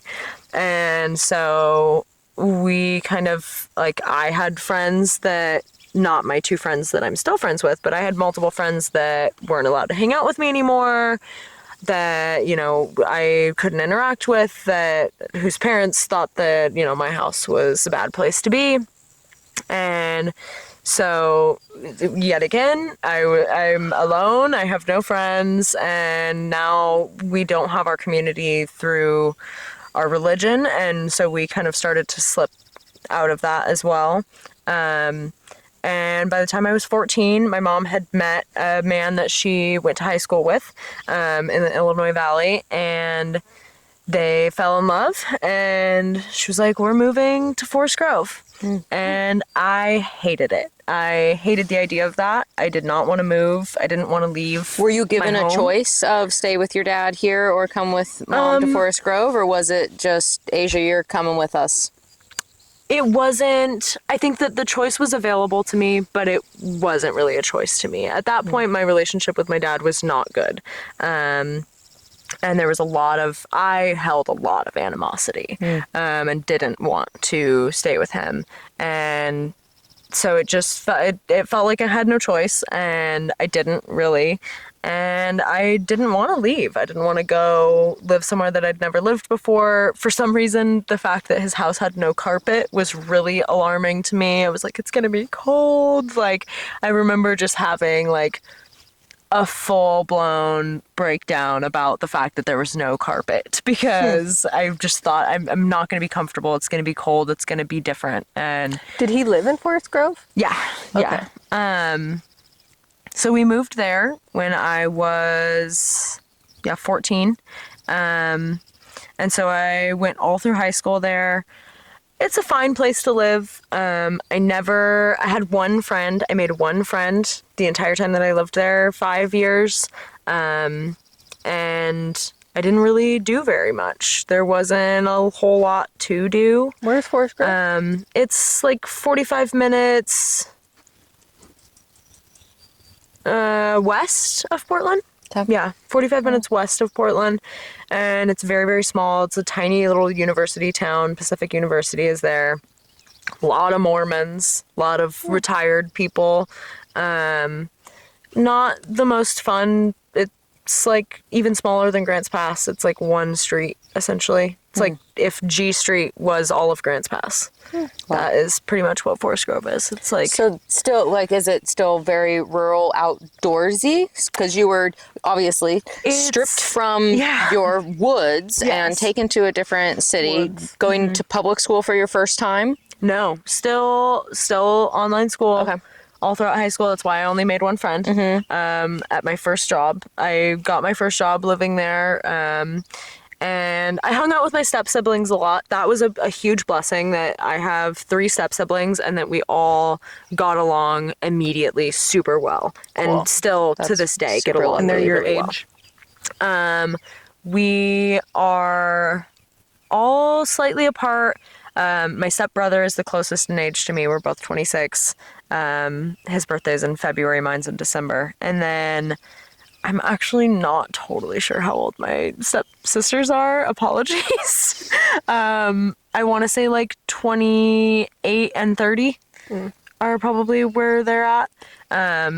So I only lived with Austin for an extended amount of time. My stepbrother, my stepsisters had moved out by the time that I moved in, I think, but and then your brother also had moved with you? Yes. Okay. My little brother Josh also had moved with us. He had a harder time getting along, I think, but he was also just little and annoying little brother vibes. But we all got along really, really well. So that was great and helpful, but there wasn't really outdoor space. Like, we had a yard. We lived in the suburbs. We had a nice yard, a garden, and there were places that I could drive to. Like, I spent a lot of time at a lake out that way called Hag Lake. And I would go and park, and again, just alone. Like, as soon as I had my license, I would drive myself to Hag Lake and I would just walk around all day. Like, I'd spend a whole day walking around this lake by myself. I would find every trail. I'd go fishing by myself. Like, that was the main place that I could get that. But I was also coming back home a lot, and I was coming back for, like, by the time I was in high school, like a month at a time sometimes in the summer, or 2 months at a time, and having a really, really difficult time leaving and going back to Forest Grove. And especially, like, it's very flat, like, farmland, and not having, just being surrounded by mountains in every direction was so disconcerting to me. That, like, coming back here, that was the biggest thing that would just, like, pain me to leave was to not have the mountains. And so when I was 19 and I had graduated high school, graduated a year late, 5-year senior, I came home and I've been here ever since because I just can't Your mom still lives bear. up there? Yeah, she does. She lives up there with my stepdad. They're still together. My little brother still lives up there. He just had a baby. He just had a baby. My little brother's the father. So yeah, and that's telling because I am also like a very family driven person. Like I do love my family. And I wish that I was closer to them, but I can't live without this at all. Southern Oregon. Yeah. Yeah. This is where your roots are. It is. It is. But in gaining my stepfamily, I gained so much more outdoor adventure. Sorry to bore you. No, it's not that. I'm just tired. I like to say that every time someone calls. That's one of my punchlines. Oh, I'm not. I'm just... It's sleepy. It's warm. I got children and I woke up early. She's a mother. She's working hard. She's work hard. She's been doing late nights producing this podcast. Yeah, I was Mama in silly, bed last Mama night sleepy. finishing up. So true. Mama sleepy. Yeah. Yeah, I am. Yeah. So sorry. And But this do and your not voice take that is personal. so peaceful. Just yeah, it is actually. Oh, thanks. You have sunglasses on. We won't be able to see your eyes if they close. We'll just notice that you got really can go to quiet. sleep. Listen. And then my I face can't goes, tell. Yeah.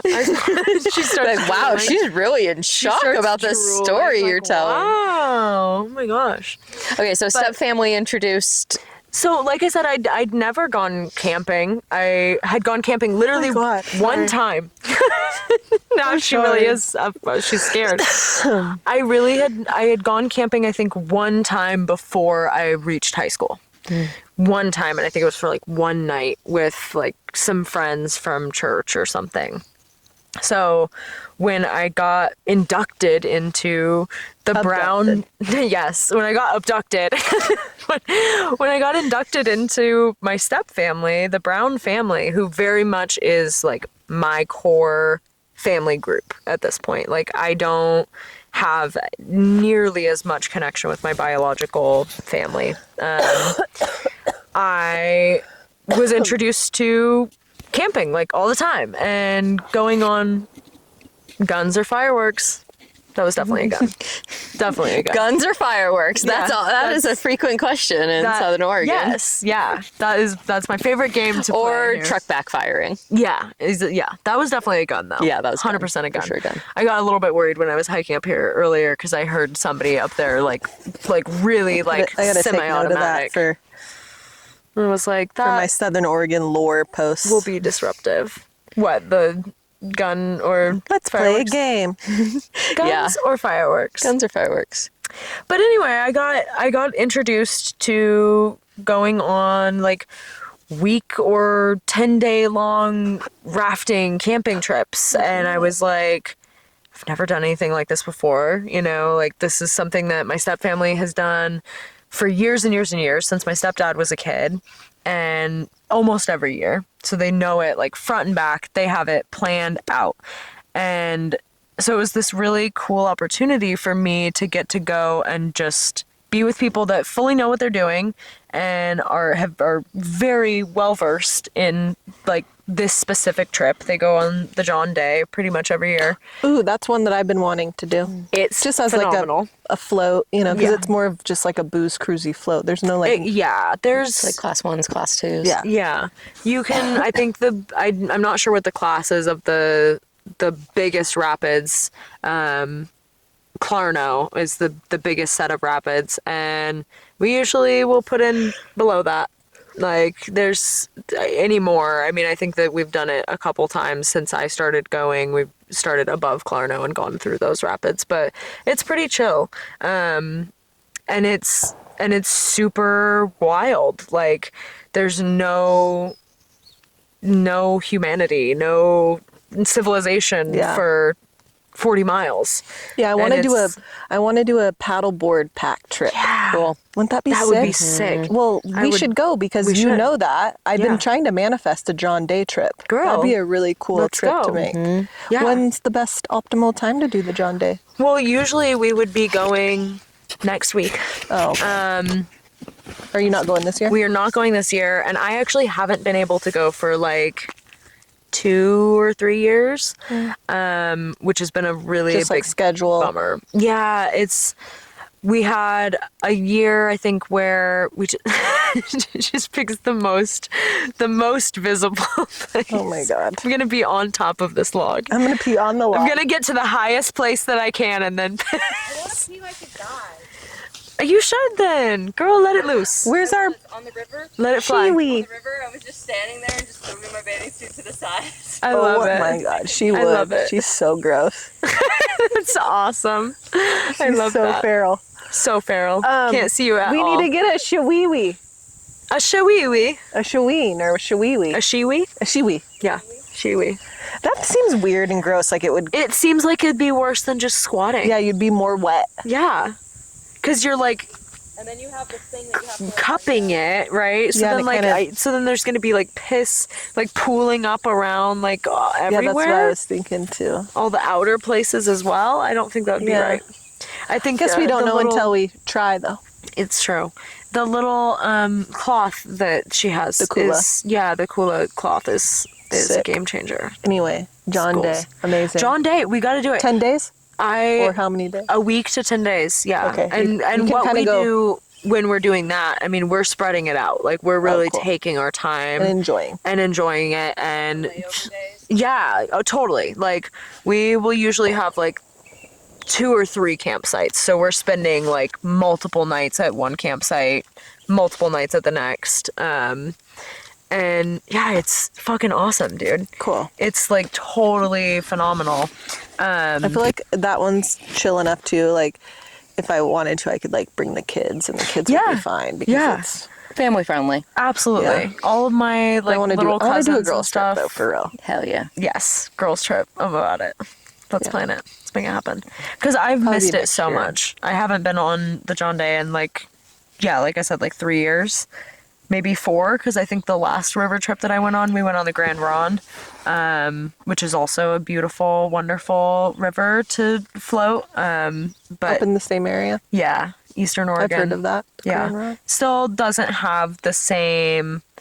It hits different than the John Day for me. But John Day is like so near and dear to my heart, and it's very high desert canyon, like crazy, unbelievable rockscapes everywhere. Cool. Like very, very cool. Yeah, I want to explore more of that area for sure. Mm-hmm. Yeah. Like I want to do the Owyhee and the Snake eventually Yeah, too. Snake River is on my list for sure. Very So just cool. I hear it's amazing. Yeah. Yeah. It is. And there's nothing like that. There's nothing like just moving your way through this land slowly, and it's so much different than just going and camping somewhere for 10 days and being in the same spot. Right. Like it's such a different kind of journey. And with my step family in particular, like these are people that like when I explain this to my friends or when my friends have met my step family, they're like, is this real? Like, is this actually what it's like? Because they don't fight. Like, they're not. Everyone just loves each other and loves spending time together and loves coordinating things together. And they're very, very good at coordinating things together and really good at working through little frustrations right as they happen. So there's never fighting. There's never like tension of any kind. It's just all love and peace and just hanging out in the wild with your family. How And it's- opposite from your biological Yeah. family of Yes. fighting all the time and tension and Yes. disorganization and Very much so. clutter and chaos. Yeah, and alcoholism and every, everything that can create tension existing within that family, which, God bless them, but my stepfamily like really showed up for me and was like, you're ours now. Like all of my aunts and uncles and grandparents on that side, like it was instantaneous family. Acceptance. Yeah. Immediate acceptance, immediate family. And Your mom did good. yeah, Like she really knew how to pick them. real. Like shout out. She learned how to pick them. She learned. Yeah, my dad is wonderful. Yes. I have a great relationship with my dad now, I should say. But they just weren't good for each other. It's because of your And- dad that we know each other in Yeah. a roundabout way. Yeah, we didn't tell the story of how Yeah, we didn't tell that story, connected.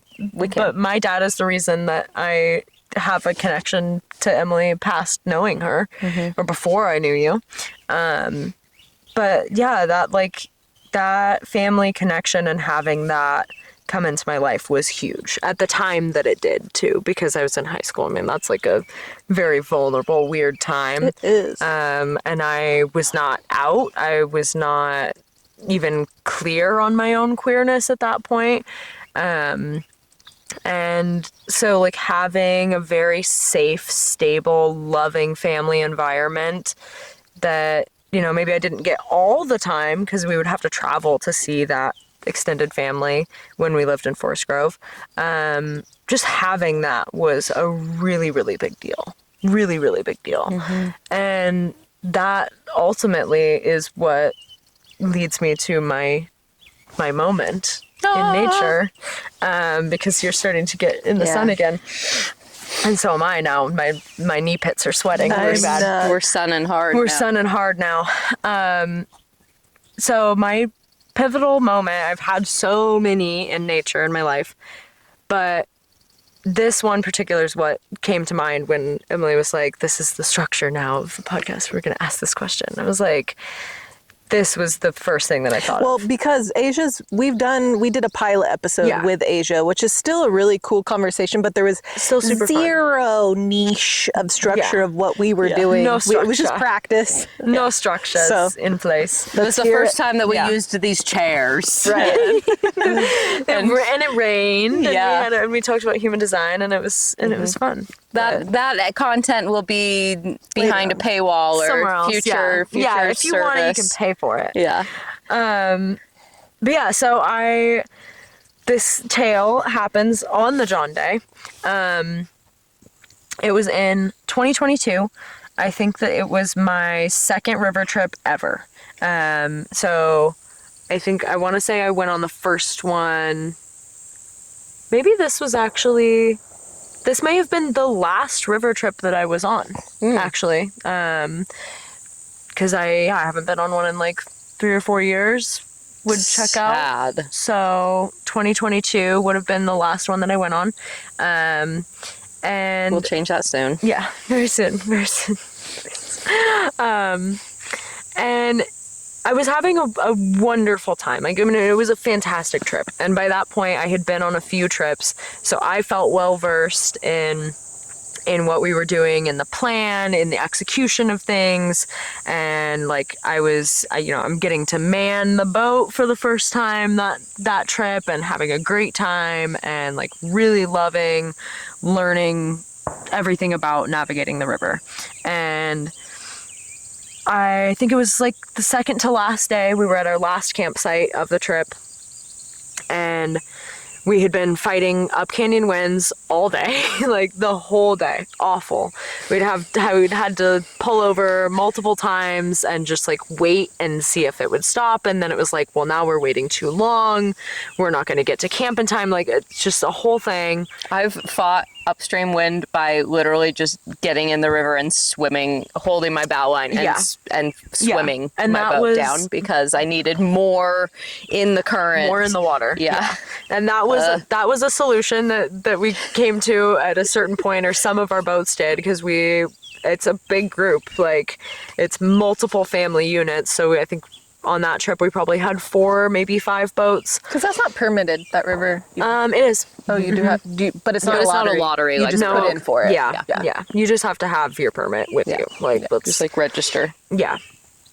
And so, we're fighting these winds all day. It's hot. It's so hot. It's like 110 degrees. And windy and dry, and we're all just like red and, you know, like crusted and just kind of miserable and ready to just have camp be done.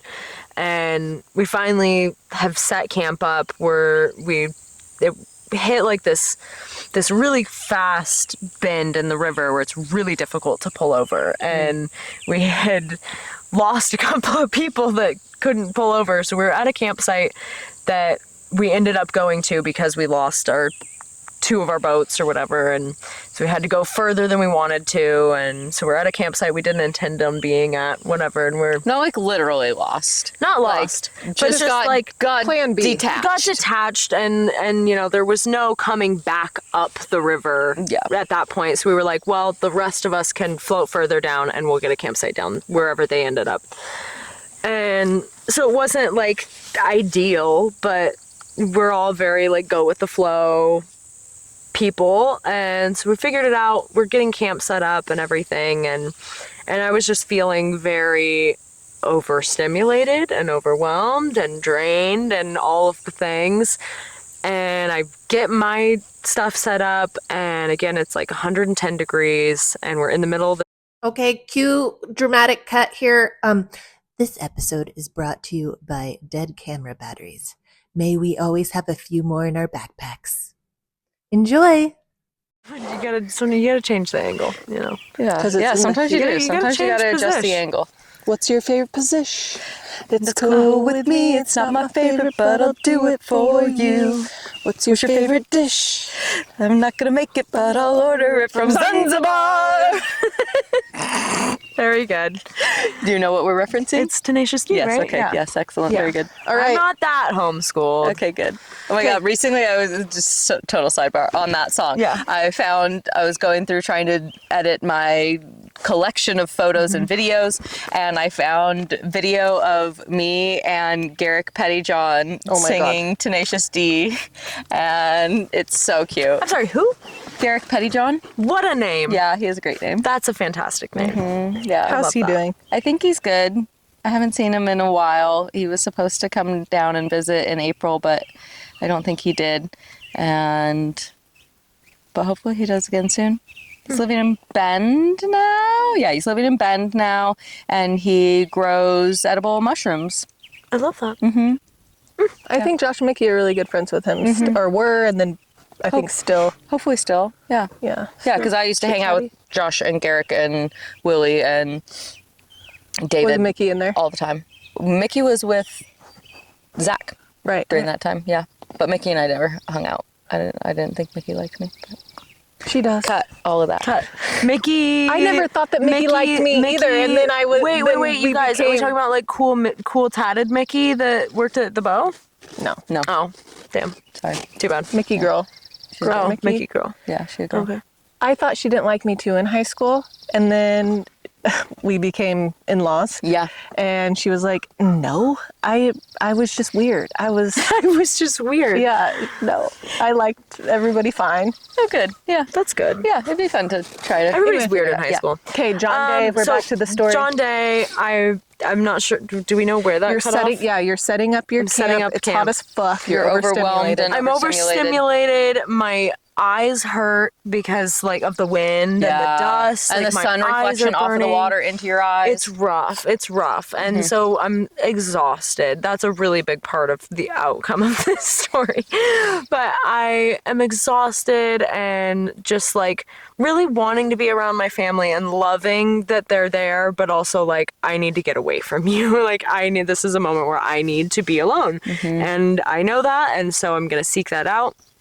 And we're in this canyon where like there's a canyon wall and the river is like up against the canyon wall, and then kind of this big open meadow kind of situation, and then the other side of the canyon.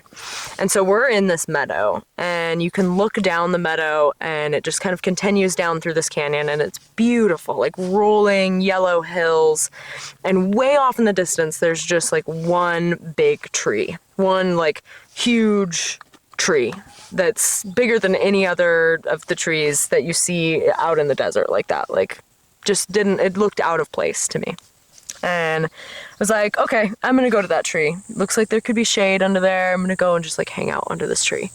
And I start walking, and I'm like, you know, when you just are overstimulated, and like the second that you get that aloneness, it just like starts hitting, and I just kind of am walking, and I'm starting to cry a little bit, and I'm like, okay, like I just need to like get to this tree, and then I can really let loose. And so I get to the tree, and it's probably, I don't know, like a quarter mile away from camp. Like I can see camp from the tree, but people at camp probably can't fully see me.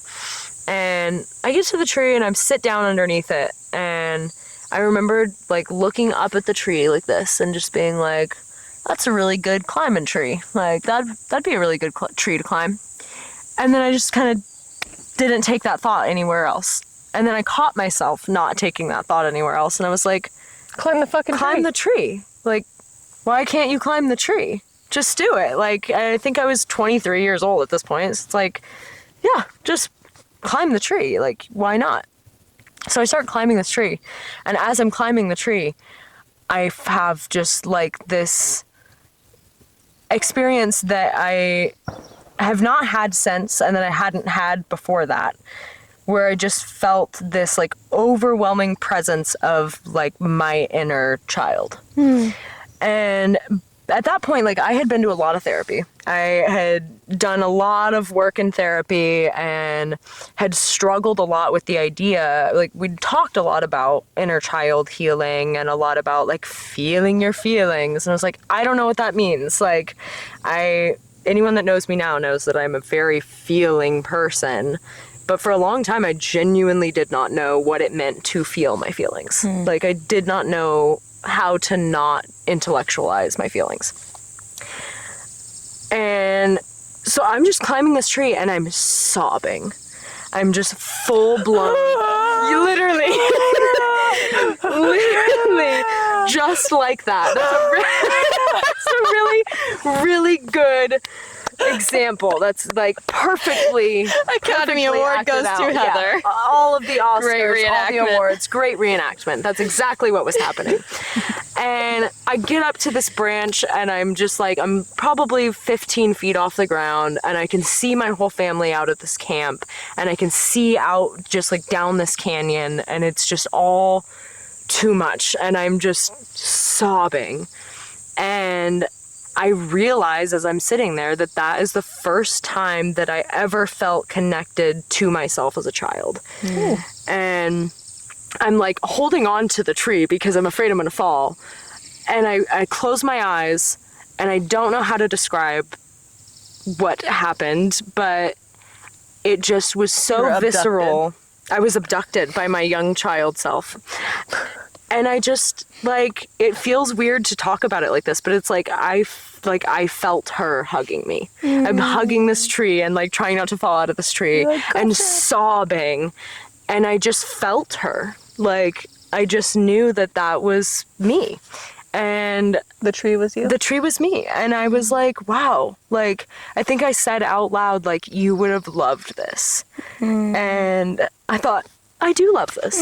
And I'm her, and I'm me, and I'm here, and I do love this. And I just had this like overwhelming sense of gratitude for her and for her tiny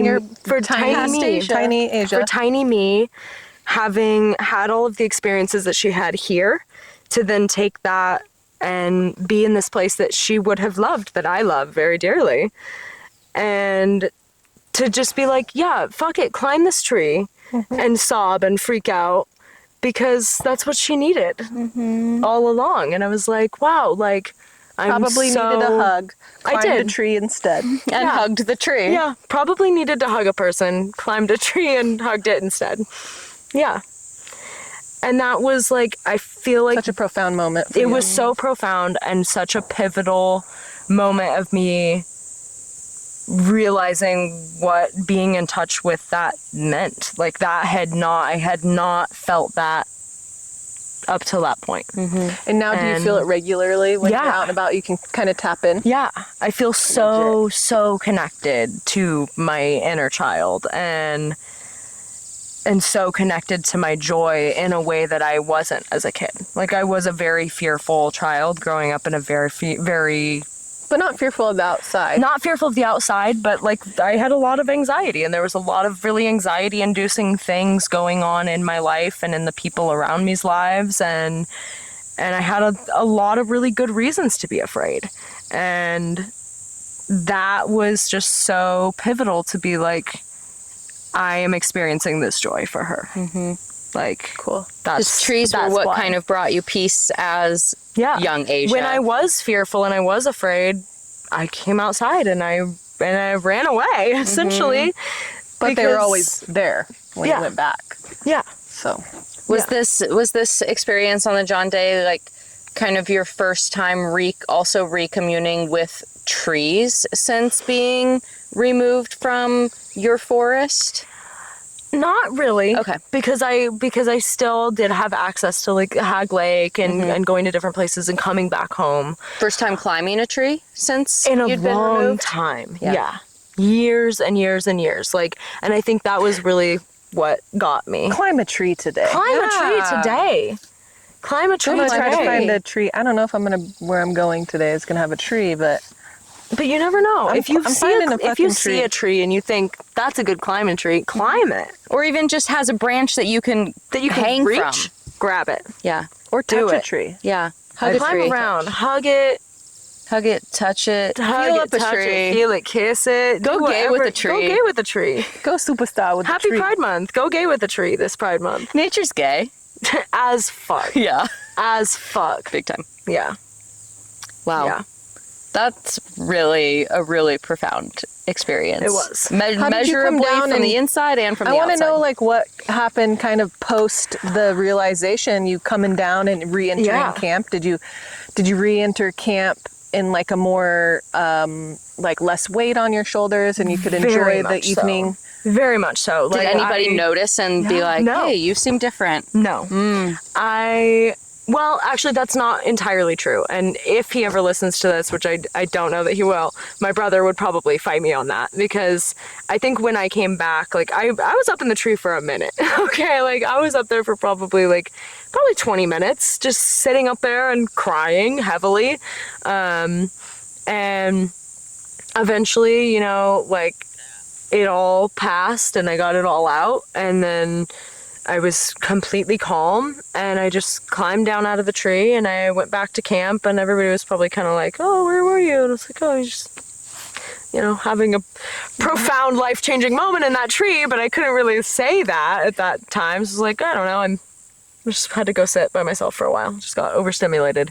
And What caused you to be overstimulated? Just the overtiredness of the day and don't the sleep good out, physical, I guess you do. You do sleep I good sleep anywhere. great on the river. I sleep so good when I'm camping, like the best that I sleep. And I sleep good anyway. It was just probably hot and a lot of people just constantly there. It was just a having to- long day. It was just Yeah. a long day, and we were all working really hard in the wind, and I was just overstimulated and also sad that the trip was ending. That was another really big part of that. Was like, it was our last night on the river, and I didn't want to leave, and I never want to leave when I go on those trips. I for always real. cry. I always cry. I'm always like, don't take me back. Don't make me go back. Yeah, And for real. And that one especially, like having gotten to do so many, like have more autonomy on the trip than I had before, because I knew how it worked and I like understood what needed to happen. I didn't want it to end. I never want it to end either. Yeah. The last day of a river trip blues is a real thing. Very real. I feel like I had that on my camping trip. I feel like I have that in any like weekend where we're doing shit. I'm just like, where you're having a great time and you're living your joyful, leisurely Truest- life, and you're realizing, wow, truest, this most isn't what I get to authentic. do every day. I have to go back to this other created life, but this is where I am most me, most at ease, most free, most experiencing what do I want to experience in life, and now I have to go back to this fucking other thing that we call life. Yeah. Yeah, it's real. I for sure last day of a river trip or an experience, like I get irritable and I get like, okay, well, if we're gonna end it, let's just fucking go. Like, Yeah. if we're done, we're done. Let's just, because as soon as we're done, that means we're closer to the next time we get to get back out here. So true. Yeah. So true. So yeah, it's been many years since I've been on the river. I just but had a download it's gonna right change. then. I'm going to take myself, maybe not next week, maybe the following week, but definitely here within the next couple weeks. I'm going to take myself to my favorite little river spot on the Illinois. Hell yeah. Good. And I'm just by myself. I'm Yeah. going to bring all my things for the day. Just and by I'm yourself. going to just like drop Roscoe off and I'm going to go. Yes. Yeah. And I'm going to bring my journal and I'm going to Yes. bring a book. And I don't even know if I'm going to bring music, but I'm just going to do me on my listen to little the birds. island in Yeah. the sun. Yes. That's what it is. Listen to the sound of your own voice. Sing your own song. Sun, we playing and having fun. That's a good It song. makes me feel And Lil Wayne's album just dropped, and Yeah, he does like a sample cover Does of he that song. really? Yeah. Oh my gosh, we have to listen to that. Yes. That's probably pretty good. Yeah. Great new album, Lil Wayne. I love it. Carter Really? 6. Yeah. It's Yeah. fantastic. Added one of those songs to our song a day playlist. I like it. Yep. I liked it. It was good. Yeah. Shall we? Cool. I Yeah. think we let's should. wrap it up. It's hot as fuck out here. It is. You Yeah. want to do the last couple little questions Yeah. here? What should we do? Thank you for that pivotal life-changing story and for embracing your inner child We need more of that. in that this day and world. continuing on. I think that is something that we're experiencing, you and I are experiencing very deeply in our cohabitation, Yeah. is the Very nurturing acutely. of our inner child. And that's something that you are really bringing into our cohabitation, is the playfulness and the whimsy and the joy of inner child fun and nurturing, and I'm very grateful for that. I'm so glad that I can do that. That's a wonderful thing to hear. We literally have a playground in our front yard now We do. because we are nurturing our inner children. So thank you for that and all the things. When your body expires and you no longer exist on this plane of existence, how would you like to be remembered? Well, I don't want to be buried. We talked about that. Yes, We no already burials. talked about that. And we already had our moment of realizing that we want to go out the same way, which is a vulture sky burial. We want to be eaten by vultures. Yep. Picked clean, and then you can come and get my bones and do something cool with them. Is that allowed? I mean, if we just like should die be. on a hillside, Yeah, let me. nobody got to know. Nobody's got to know. How are they going to know? How are they going to know? How are they going to She know? disappeared. We Yeah. haven't found her. Yeah. And This is what they well, do hopefully in the Alps. they get to fucking. because they can't. well, hopefully the dig. birds get to you by the time people find you because you're missing.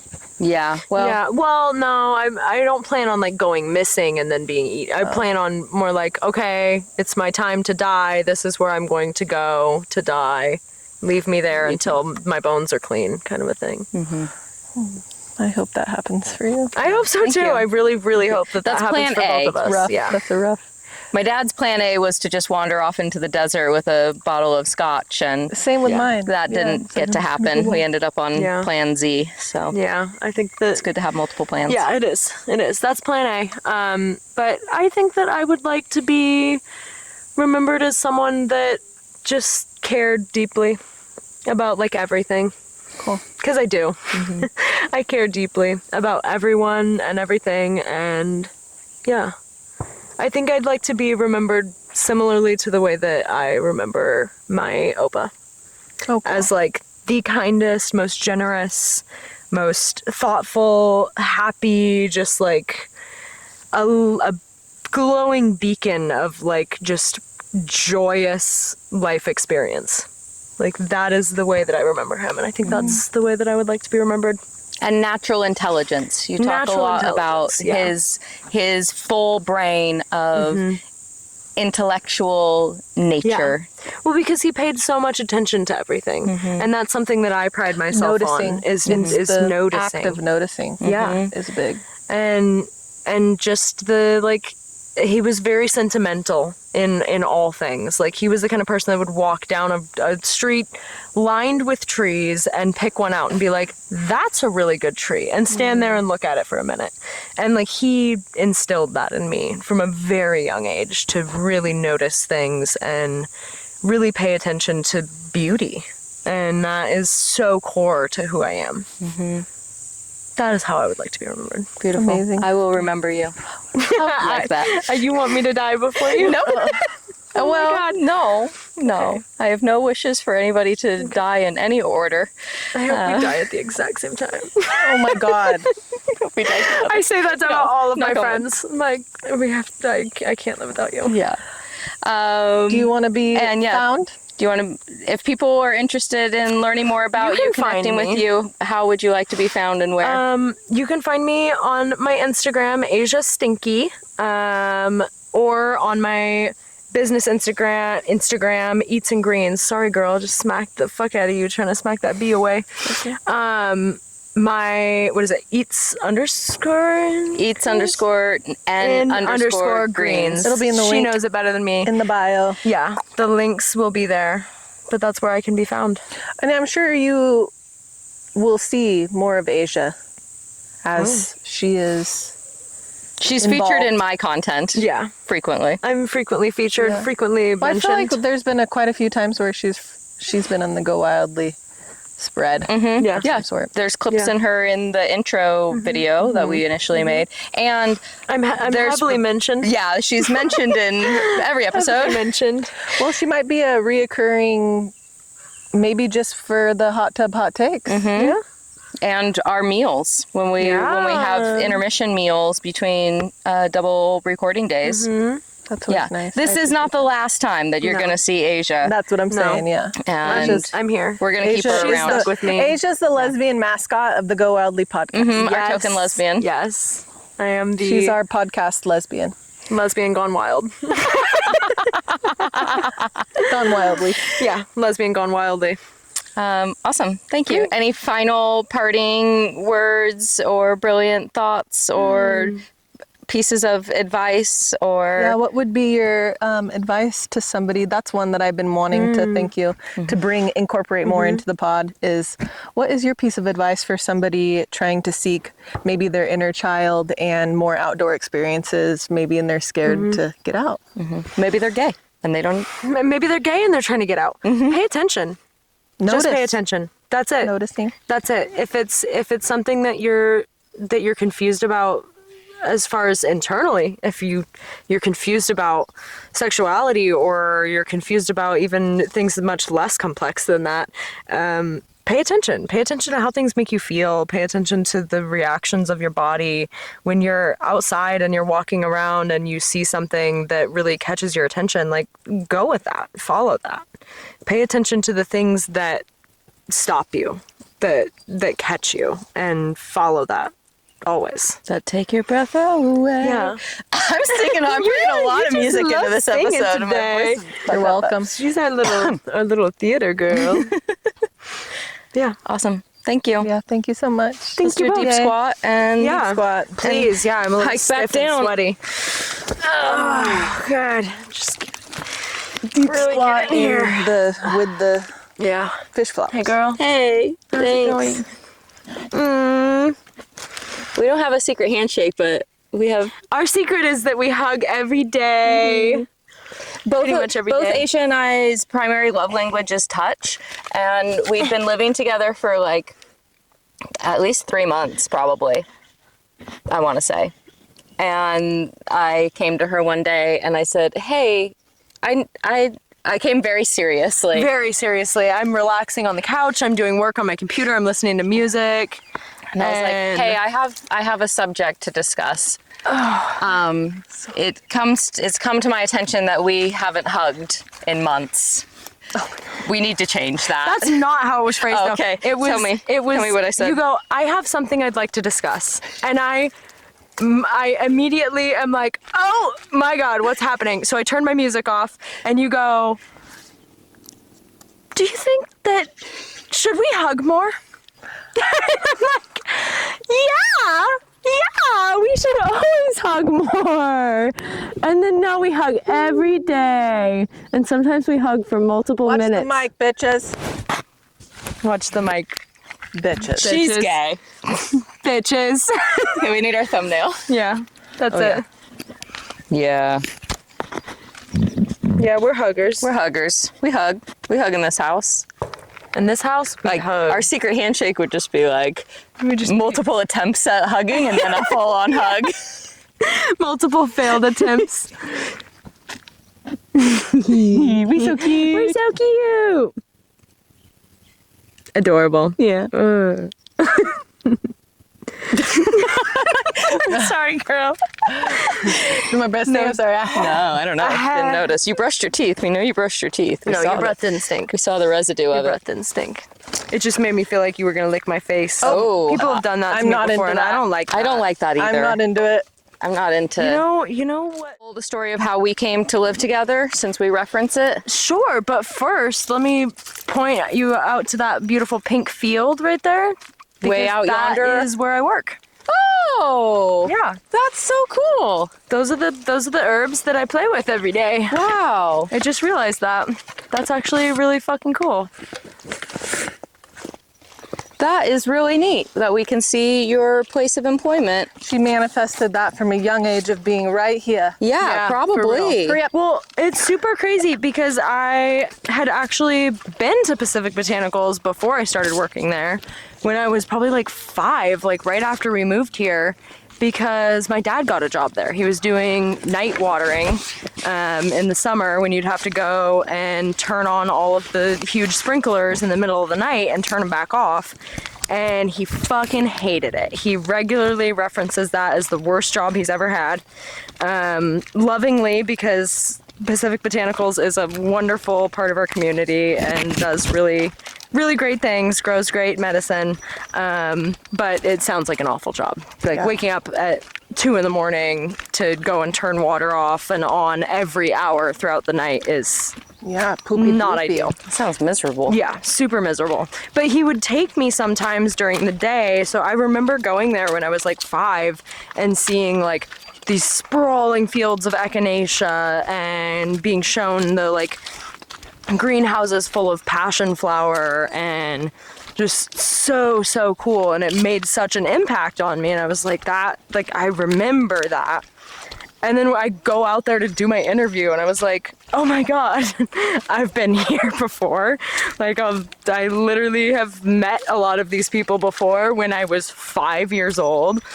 And now I get to be a part of it, which is cool in its own way. Kind of a sweet full circle.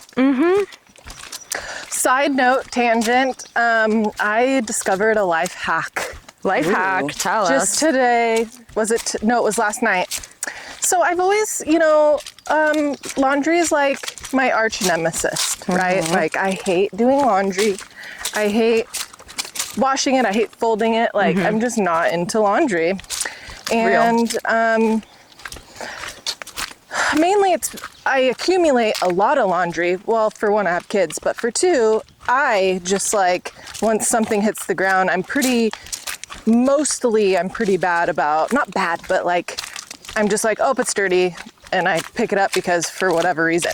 Yeah. But instead of my dirty laundry basket, I got a cute little smaller basket, very much smaller, to have a limbo laundry basket. Where it's the stuff that It's like the worn chair. out. The laundry chair. Yes, the chair. Yeah. This is something that I've wanted to do for a long time. So I put everything unfolded because That's a cool I'm not folding it again.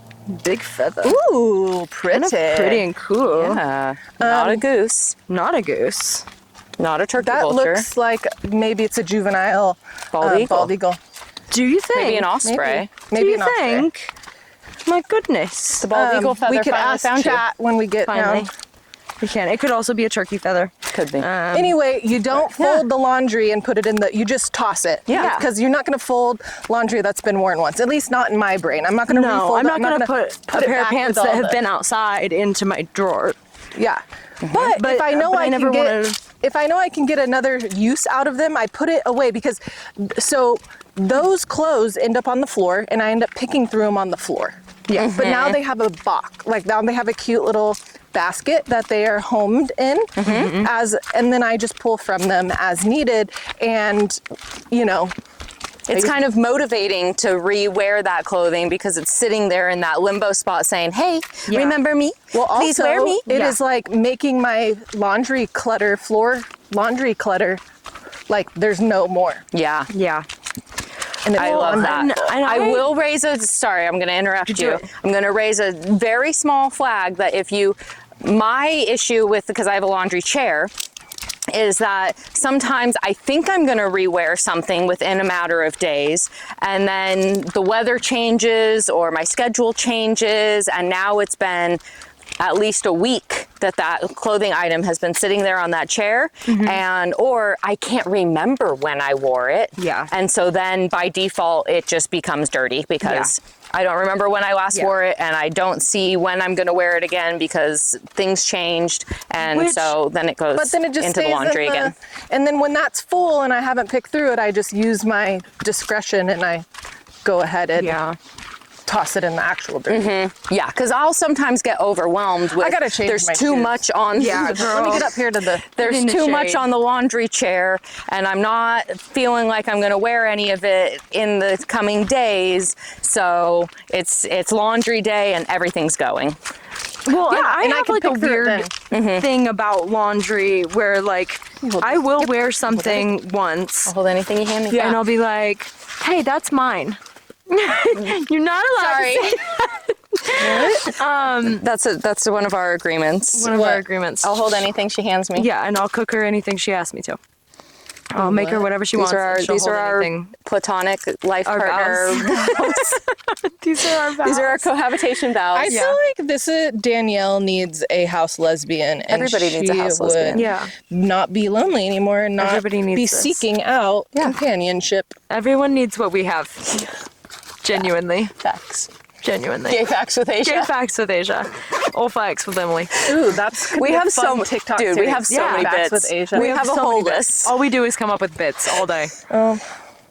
Yeah. All yes, we do- we have all gay, we we do have is gay bits. facts with Asia, and we have old facts with Emily, where we talk about things that I've smelled. Yeah. So it's like because that's olfactory. Olfactory. Yeah. But it's also, Olfacts. but it's not just things that I smelled, but it's facts. It's old facts about the things that I've smelled. Yeah. So it's like a the smell double play on inspires words. the thought. Yeah. Look at what's Well, why happening to haven't you this. It's like- posted? Because right now Moldy. it's just in the thought bank. Yeah. We'll start. We're working on Asia and the garden, and then we'll build from there. Yeah. Gay facts with how's Asia is fig on life its way. going? Figs aren't ripe yet. Figs will be ripe in August. So it's just green fig updates. Yeah, they're huge though. They're My huge. goodness gracious. I saw one that was like that big. Yeah, we're like, gonna have a good good fig season. It's gonna be awesome. Good figs. Okay, so how Asia and I came to be. Yeah. Our love story began. Tell the people our love story, darling. This began in the late summer, early fall of 2024. I was living with Kate, Kate Battles, who is on some other episode of ours. And Kate and I were just living together for a temporary span of time while she was transitioning from being a married woman to an unmarried woman. And Rolling Rock. And I was contemplating whether or not I wanted somebody else to live with when Kate moved out. I say that I was thinking about having a new housemate. And I was on Facebook one day and I saw this very long post in Grants Pass neighborhood chat with a few lovely photos. It was this long post of this sweet girl explaining that she was needing either somebody to move in with her where she was living, or she needed a new living situation, and a long personal description of who she was and what she was into and what she does for work, and that she loves to cook, and that whoever lives with her will benefit from her love of cooking, and she spends a lot of time outside, and she has 2 cats and an old dog. and a corn snake, and I just loved the personal description. It really resonated with me. And for almost 2 years, I had been calling in a personal chef. I'd been paying for a meal prep service, but really seeking a personal chef, and had reached out to multiple people about having somebody come and cook for me, and nothing panned out. And here was this person presenting I need to live with somebody and I will cook for this person. And it really resonated with me. So I went to send her a message and saw that, oh, I had previously messaged this person about cooking services and they hadn't responded to me. So I took that as both a sign of faded connection and also a like, okay, well, she might not respond to this either because she didn't respond to that one. Whoopsie. And Did you just not see it? I never saw it. I had not seen it until that moment that I saw the second message that she sent me. And then I commented on the post, hey, I messaged you. So that was my like, okay, I'm going to tell her that I messaged her, and then she can choose to go and see the message or not. And I also recognized her last name. I saw the last name and I thought, that name looks and sounds really familiar. I don't know exactly why, but I know it has a positive association, and it's associated with my dad. Mm-hmm. So, and Kate also came to me through my dad. And so this being a second, like, okay, I recognize this name. It has a positive association through my dad. There's the food situation standing out. And one of the photos of her cats, the cat that she has, looked exactly like the cat that I inherited from my dad. So all these little things were like pinging of something positive here. And she read my message. I don't know where we're going. Straight down. We're going straight down. We're not going straight gay. down. And well, we're going to go gay at the end. Yes. Yeah. And so she responded to my message. I don't even remember what my message said other than like, hey, I saw your post and I think we'd be a good fit. Mm-hmm. It'd be great to meet and have our animals meet and see where it goes from there. Yes. And she responded, she said, yes, this sounds great. And then we scheduled a time and I think I said, is your dad David? Yeah. And she said, yeah, I'm not surprised that you know my dad, but how do you know my dad? And I said, I don't think I know your dad, but my dad knew your dad. And I remember hearing the name in a positive context. Yes. And so we arranged a time for me to come over to the place that she was living and meet her animals. And that time was about to arrive. And then she said, hey, so the most tragic thing that's ever happened in my life just happened. My Opa was just killed. Well, actually, I think that this happened twice. So true. I lost two of my grandparents in the span of 2 weeks, and completely separate of each other. We are going to go to the to the left up here. And separate grandparents, like from different parentals. From different sides. So the first time that I had to reschedule was because my grandmother, who was very, very ill and long time coming, kind of sickness, she just died of old age. Like, we were expecting it. Not that it wasn't horribly sad, but I was like, we're gonna have to push, like, can we reschedule? My grandma just passed away. Like, I need to grieve and I need to clean out her apartment. And then the time came for us to meet, and I texted Emily and I was like, I think it was literally the day before we were gonna meet that Opa was killed. And wait, he was killed? He was killed in a car accident. Oh. Okay. In a very, very unfortunate car accident, but like a freak accident. Yeah, like super not good. But I texted her and I was like, can I please call you? Because I was just like, I don't want, like, I had already heard from my dad, like, oh, Emily's awesome. Like, I love Gary. Like, you would love her. She's so sweet. She's so nice. And he had only met you like a couple of times, I think. Like one time and I don't remember. Like one time that she doesn't remember. And so I was like, I don't want to mess this up. Like, this feels really right. Oh. I was like, I don't want to mess this up. I don't want to just like keep canceling and rescheduling. Like, I need to call her. I need her to hear my voice. And so I texted her. I asked her if I could call. She said yes. I called her. And usually when you get a text that says, can I call you? That means it doesn't feel good. It doesn't feel good. It doesn't feel good. I definitely felt really emotionally flooded receiving that text, being like, oh fuck, she's gonna say something bad, like this isn't gonna work, this isn't gonna happen. Good thing I'm not too attached already, and she's already canceled once, and so I'm just gonna like relax and let it go. Yeah. And then I explained, and Emily, of course, in her way, was very gracious and loving and sweet. And Am I going the right way? yeah, you are. You told me to take all the time that I need. That I was in no rush, and if we were meant to live together, then we'd live together. Yeah.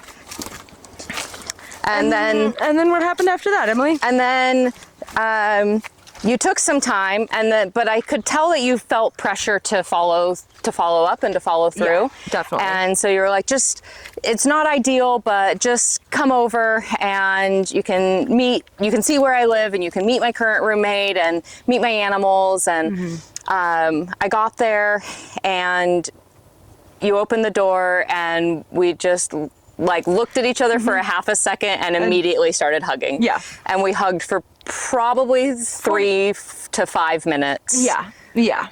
Before we said any words. 100%. Yeah.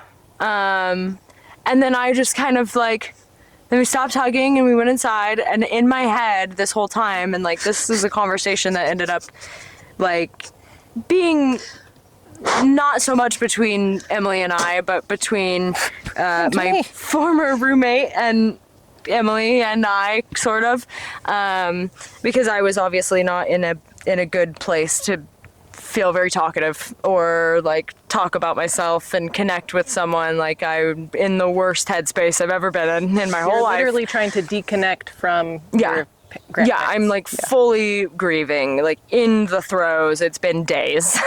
And I'm just thinking like, holy shit, like I've needed that hug for like, I don't even know how long. And like, that was crazy. Like, that just was so good. And like, and I'm like, fuck, I'm like, I'm ruining it. I'm not talking like the other roommate is talking nonstop. Yeah. Nonstop. Like a lot. I can't say any words. Yeah. Because she's just talking. And so I'm getting worried now that like that this is not going to work out, or that she's going to be scared away.